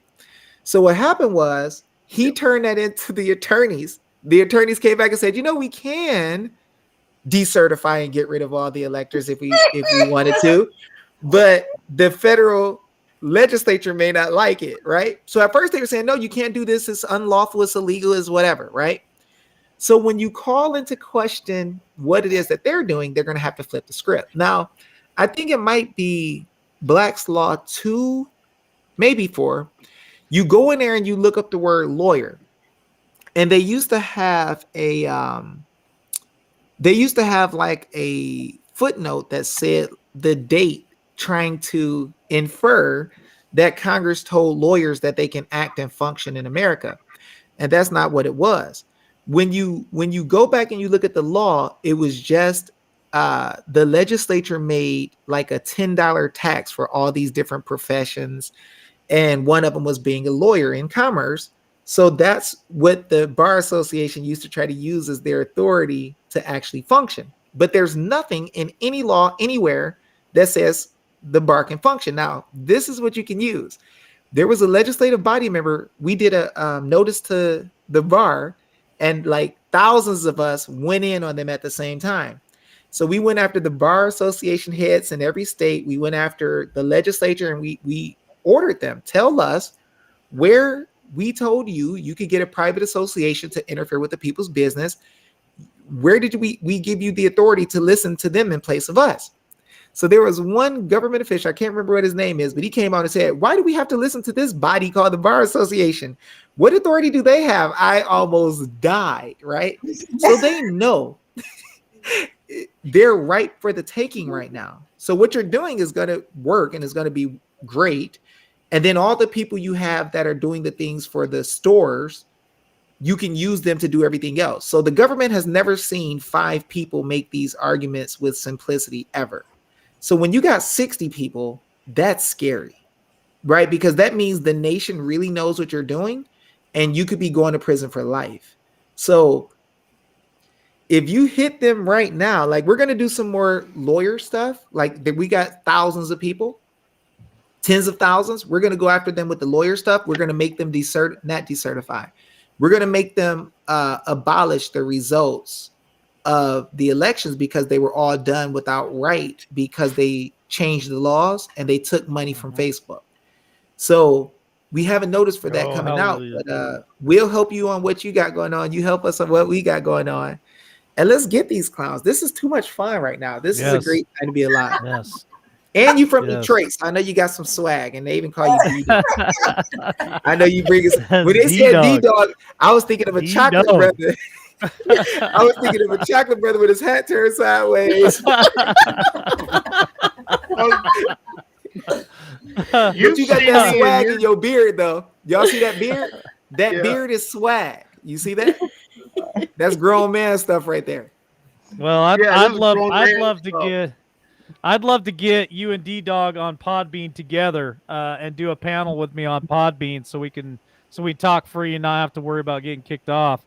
And I'd really like to hit this whole Arizona, Maricopa County, and the audits and all that stuff and talk about it, because I think between the two of you guys, we could light Podbean up and drop so much information. It'd be mind blowing to people. And then Podbean is super easy to share out. People can get that stuff out there, and we can really get the message out on Podbean. We're one of the fastest growing podcasts on Podbean. We're well over 8,000 subscribers now.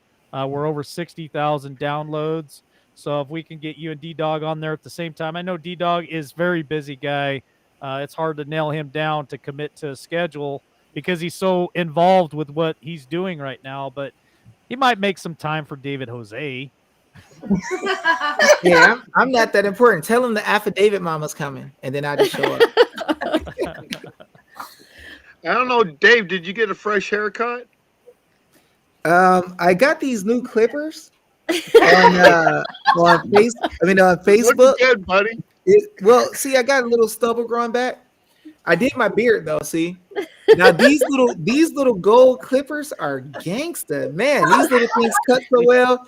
I'm like, the shave was so close. The only thing is it's wider, but when you're doing the top of your head, it can cut really fast. But I enjoy these little clippers. I'm like, I look forward to. Let me see if I got it. I'm not trying to throw this out there for everybody, but I put it up. I put it in the bathroom. But man, I was shaving with these things and like it lines perfectly, you know. And this is me, like with my old doctor hands. Like I can't even write well, but it did a pretty good job. That the I love it. Dropping that fire. And Dave, in a Yes, private sir. chat, I put all my contact information if you ever want to get a hold of me, buddy. Get Telegram if you can. No, I ain't getting any more crap. You gotta get Telegram. Here, and that's about it. Let me tell you why. I got a lot of people who want to kill me over this exposing government tyranny. Because I got a few of them too. Yeah. So what happens is because I'm stopping CPS, the gangsters who get the kids through trafficking, I actually taught a guy who used to be a hitman. And what happened was I taught him, he got baptized he learned about the Lord, right? And he started going to church with me for a little bit. And he even, well, when the gangsters came into Arizona because I was stopping state money, the gangster who were the hitman came in, they called him and he called me and told me, he's like, Dave, the guys are here right now to kill you in Arizona, so be very careful. Make sure you got some heat or whatever. I don't know nothing about heat. I don't know what heat is, but he said, he said, look, they want to get you or whatever. So I'm like, well, he's like, Dave, please stop. I'm like, nope, I'd rather die. If I die, I die. Right. So he ended up letting me know what was up though. And so there was an attempt after I blasted them at a Cindy McCain meeting. A dude literally tried to jump in the van, big black dude, right where I was sitting when they saw me leave off to go eat. We came back. I was already out of the car. This dude jumps in the car. The ladies turn a flashlight on him and like the driver's like, what the bleep are you doing in my car? And he literally said, somebody told me to open this door. Right. But I was already gone. So I know what it is. But the thing is, God is good. I've been very well protected. And but I only talk on Telegram and stuff like that because the regular phone is a way to get me killed and get people connected to me killed. So I'm a little careful. So, but it is what it is. Yeah, and whenever people ask me about how much authority and power do the people actually have, I say, let's make it real simple. Let's just go to New Hampshire's Constitution, Part 1, Article 10. Oh, yeah, Article 8 and 10. 10 is that fire, the right of revolution. Yeah. I love that one. Oh, and number 8, though, when it talks about like a right to orderly and responsive government, when it says that if you talk to them, they need to respond promptly. They're always amenable to you. When the government thinks, oh, I don't have to write you back, I'm like, really? Okay, just wait. Yeah, well, folks, we'll start off with 8, and then we'll kick them with 10, and it'll teach them something. One more thing, and then I'm going to leave real quick. Go ahead, D-Don. Like what Canada's doing, going to their capital and stuff. A lot of truckers that I know want to go to D.C. I say, why are you going to go there? D.C. is irrelevant to you in your life. It's a foreign nation. You'll need that. State and make it so the state has to reconnect with their sovereignty from the federal government. Amen. Yep. It's much better to do it that way. I don't waste a lot of time with DC garbage. I mean, I'll send them some notices. Here's the thing. People should realize when Trump was the president and he couldn't invite people to his house, you should, when they say we're going to lock up the hotels and leave you in the street and then something going to happen to you. I'm like, Trump he's not running this house, right? These people are telling you when you're going to see Trump, you ain't welcome here. Now, if that's how y'all want to be, go ahead and hang out on that little 10 square mile island off the edge of the United States of America and go hang out in your little foreign country. I don't give a darn. You can stay over there. But I'll teach the people over here not to be bothered with your junk, and we'll just disassociate. And you could go play in your circle with no money and see how you like it. When we don't give you any Social Security money, right now, America needs to come together.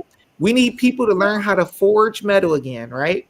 We need people to learn how to take old scrap metal, put it in the forge, get some pure metal out, make better metal products, better cams and cranks for cars, learn how to make computer chips right now, negotiate with farmers, learn how to open up private associations, negotiate with the farmers, people who make clothes, people who grow vegetation. And let's start associating with each other and tell those people who work for us, yeah, we tried to give you power over commerce, but you were too stupid. You wanted to block our access to stuff. So now we're going to just excuse you from our business. And you could just go play over there and spend money that you ain't getting from us no more. Go ahead, right? That's what we got to do because we have all the power. And then we'll just rewrite the constitutions and let them know, look, we're not going to play this game.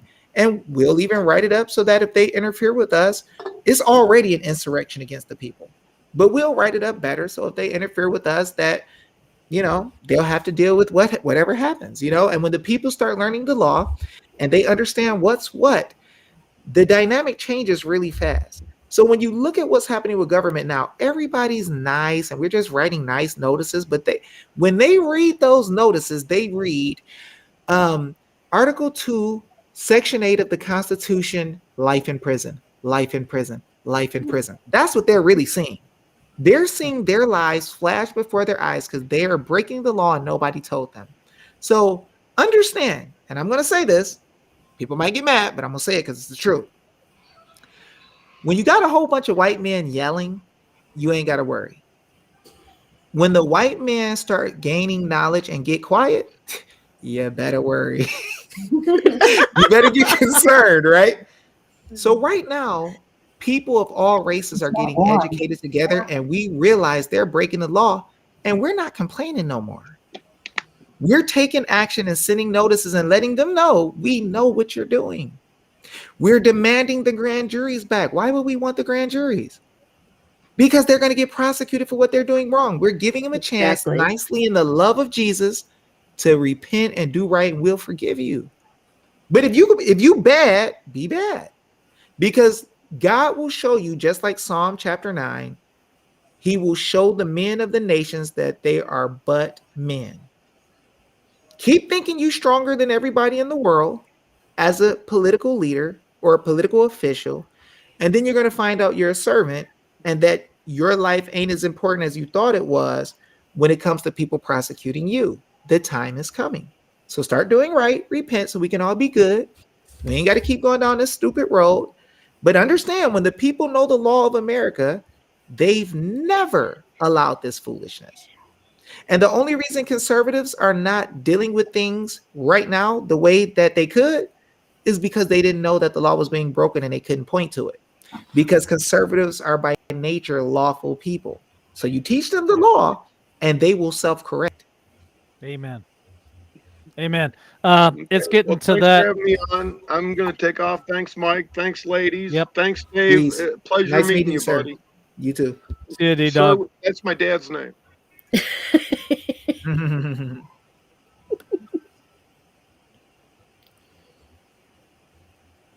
Oh, where did Mike go?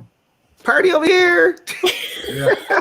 Just There he is. It's over now. Oh crap! He's funny. I had to reboot. It's okay. I lost everything. So it's getting to that time of night where I need to wind this down, and I like to go around the table and give everybody a chance for a final thought. Shane, are you still in here? There he is. Okay, he's still in here. I'm gonna go ahead and go with Shane first, and then Stacy, and then Iva. So if you guys want to go ahead, just give us your final thoughts of the show tonight. It is such an amazing show, and thank you so much for joining us, Shane. If you want to go ahead and go first. All the thing I'm going to say, I'm so sweet all the time. But anyway, all I'm going to say is I always have a great time when the mamas show up. I sure like them mamas.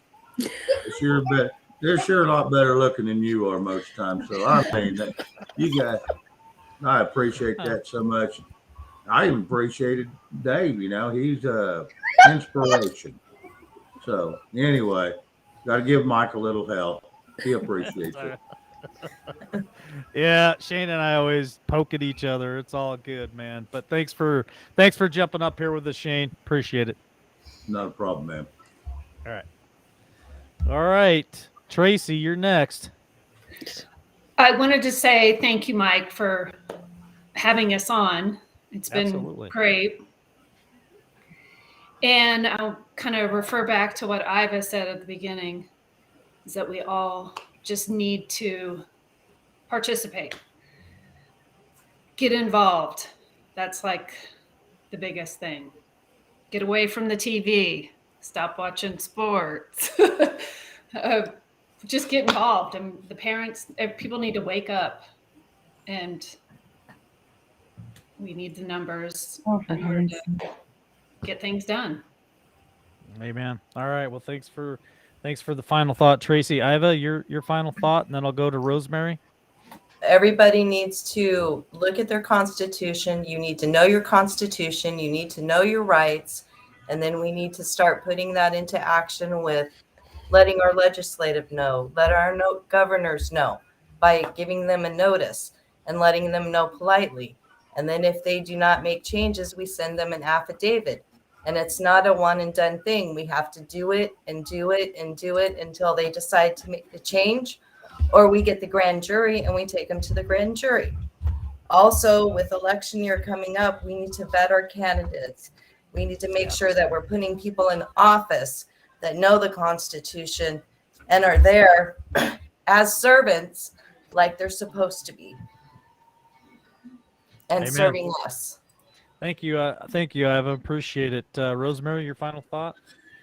We'd like to ask anybody that really wants to be a part of this and jump on board that we are here to help you, educate you, do whatever it takes to get you involved, because it's about the numbers. And the more of us that do it, the better results we're going to have, the faster it's going to happen.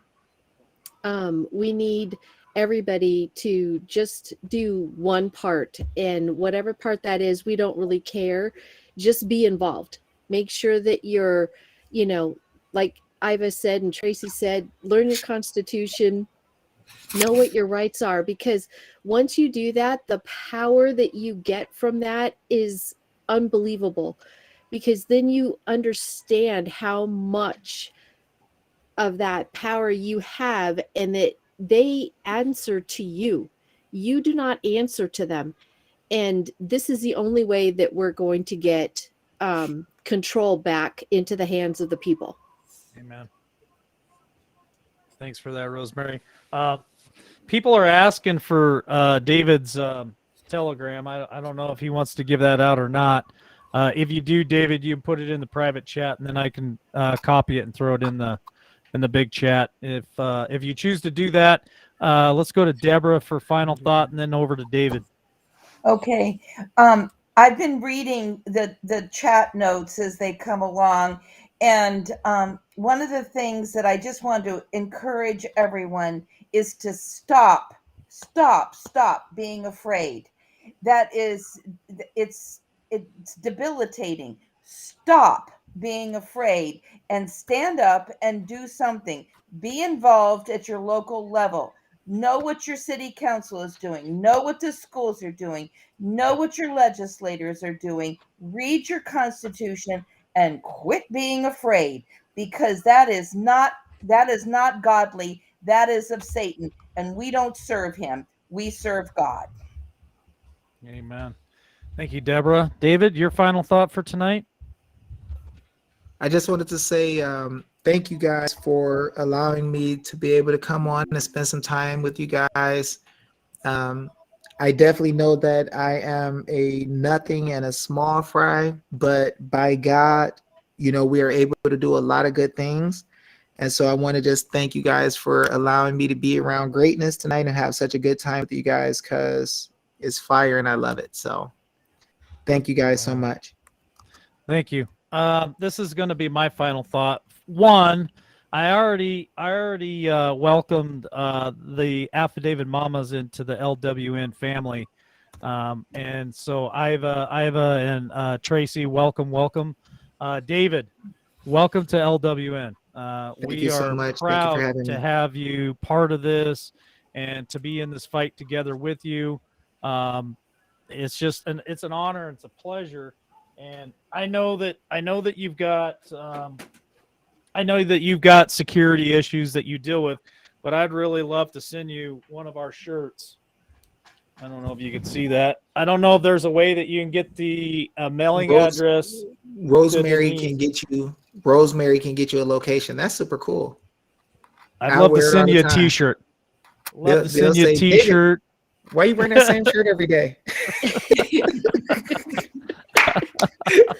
And for those of you who can't find us on Podbean, we're on Amazon Music and we're on Spotify as well at LWN Podcast. So if you guys can't find us on Podbean, we're also on Spotify and Amazon Music too. So you can find us there. That's pretty much my final thought for tonight. Is just thank you so much for joining us. It was an awesome panel. It was great that D-Dog was around to hop up and say hello to you. David, he's been wanting to say hello to you for quite a while. I know Shane Shane has too, and myself included. I caught you when you guys started fighting the nonsense from November. That's when I found you guys on YouTube. I found you guys on YouTube. I'm like, man, Shane actually said, hey, you got to check these two guys out. And I started watching them, and I was like, holy cow, that's pretty amazing. So thank you for joining us. Love to have you back anytime. Love to have you on Podbean. I'll have Denise reach out to you, and maybe we can put that together. But I'm going to go ahead and pray us out if you guys are ready, and then I play an ending video, and you guys can all get on to your Friday evening. So, dear Heavenly Father, Lord, thank you so much for these great warriors, these great patriots that have joined us here at LWN this evening, Lord. I just ask of a hedge of protection to be placed around each and every one of these patriots, including D-Dog, including Shane tonight, Lord. Just protect them, keep them safe from all the evil things that are out there. Lord, I pray a hedge of protection around each and every person listening to the sound of our voices and watching tonight and in the coming hours, Lord. And thank you for all your many blessings, Lord. Just please give us the wisdom and guide us and lay the roadmap out for us so that we can all unite together as one people under God and to just really work together to get our country back, Lord, that we so desperately deserve. And I just thank you for that. In your son's precious name, Jesus. Amen. Amen. All right. Love it, guys. Love it, love it, love it. We'll be back on tomorrow. Well, yep, tomorrow evening, 8 Eastern, 7 Central, 6 Mountain Time, right here on YouTube, Facebook, and Twitch. Love to see you guys there. We'll catch you on the next one. God bless. God bless you. Bye-bye, everybody. Bye. Hoping for a sincere performance, but open to finding the moment,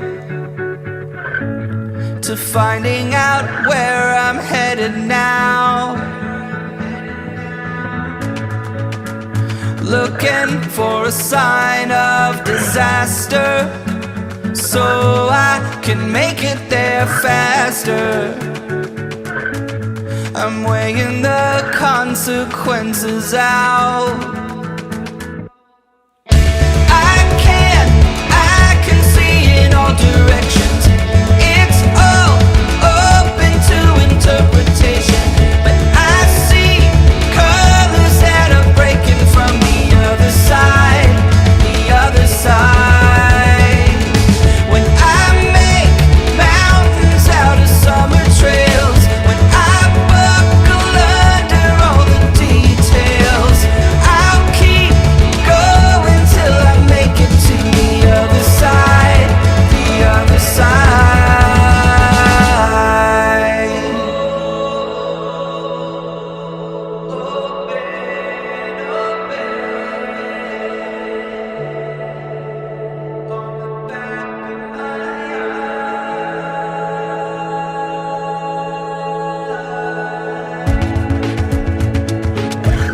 Can you tell me the secret of how you can take it or leave it? How you can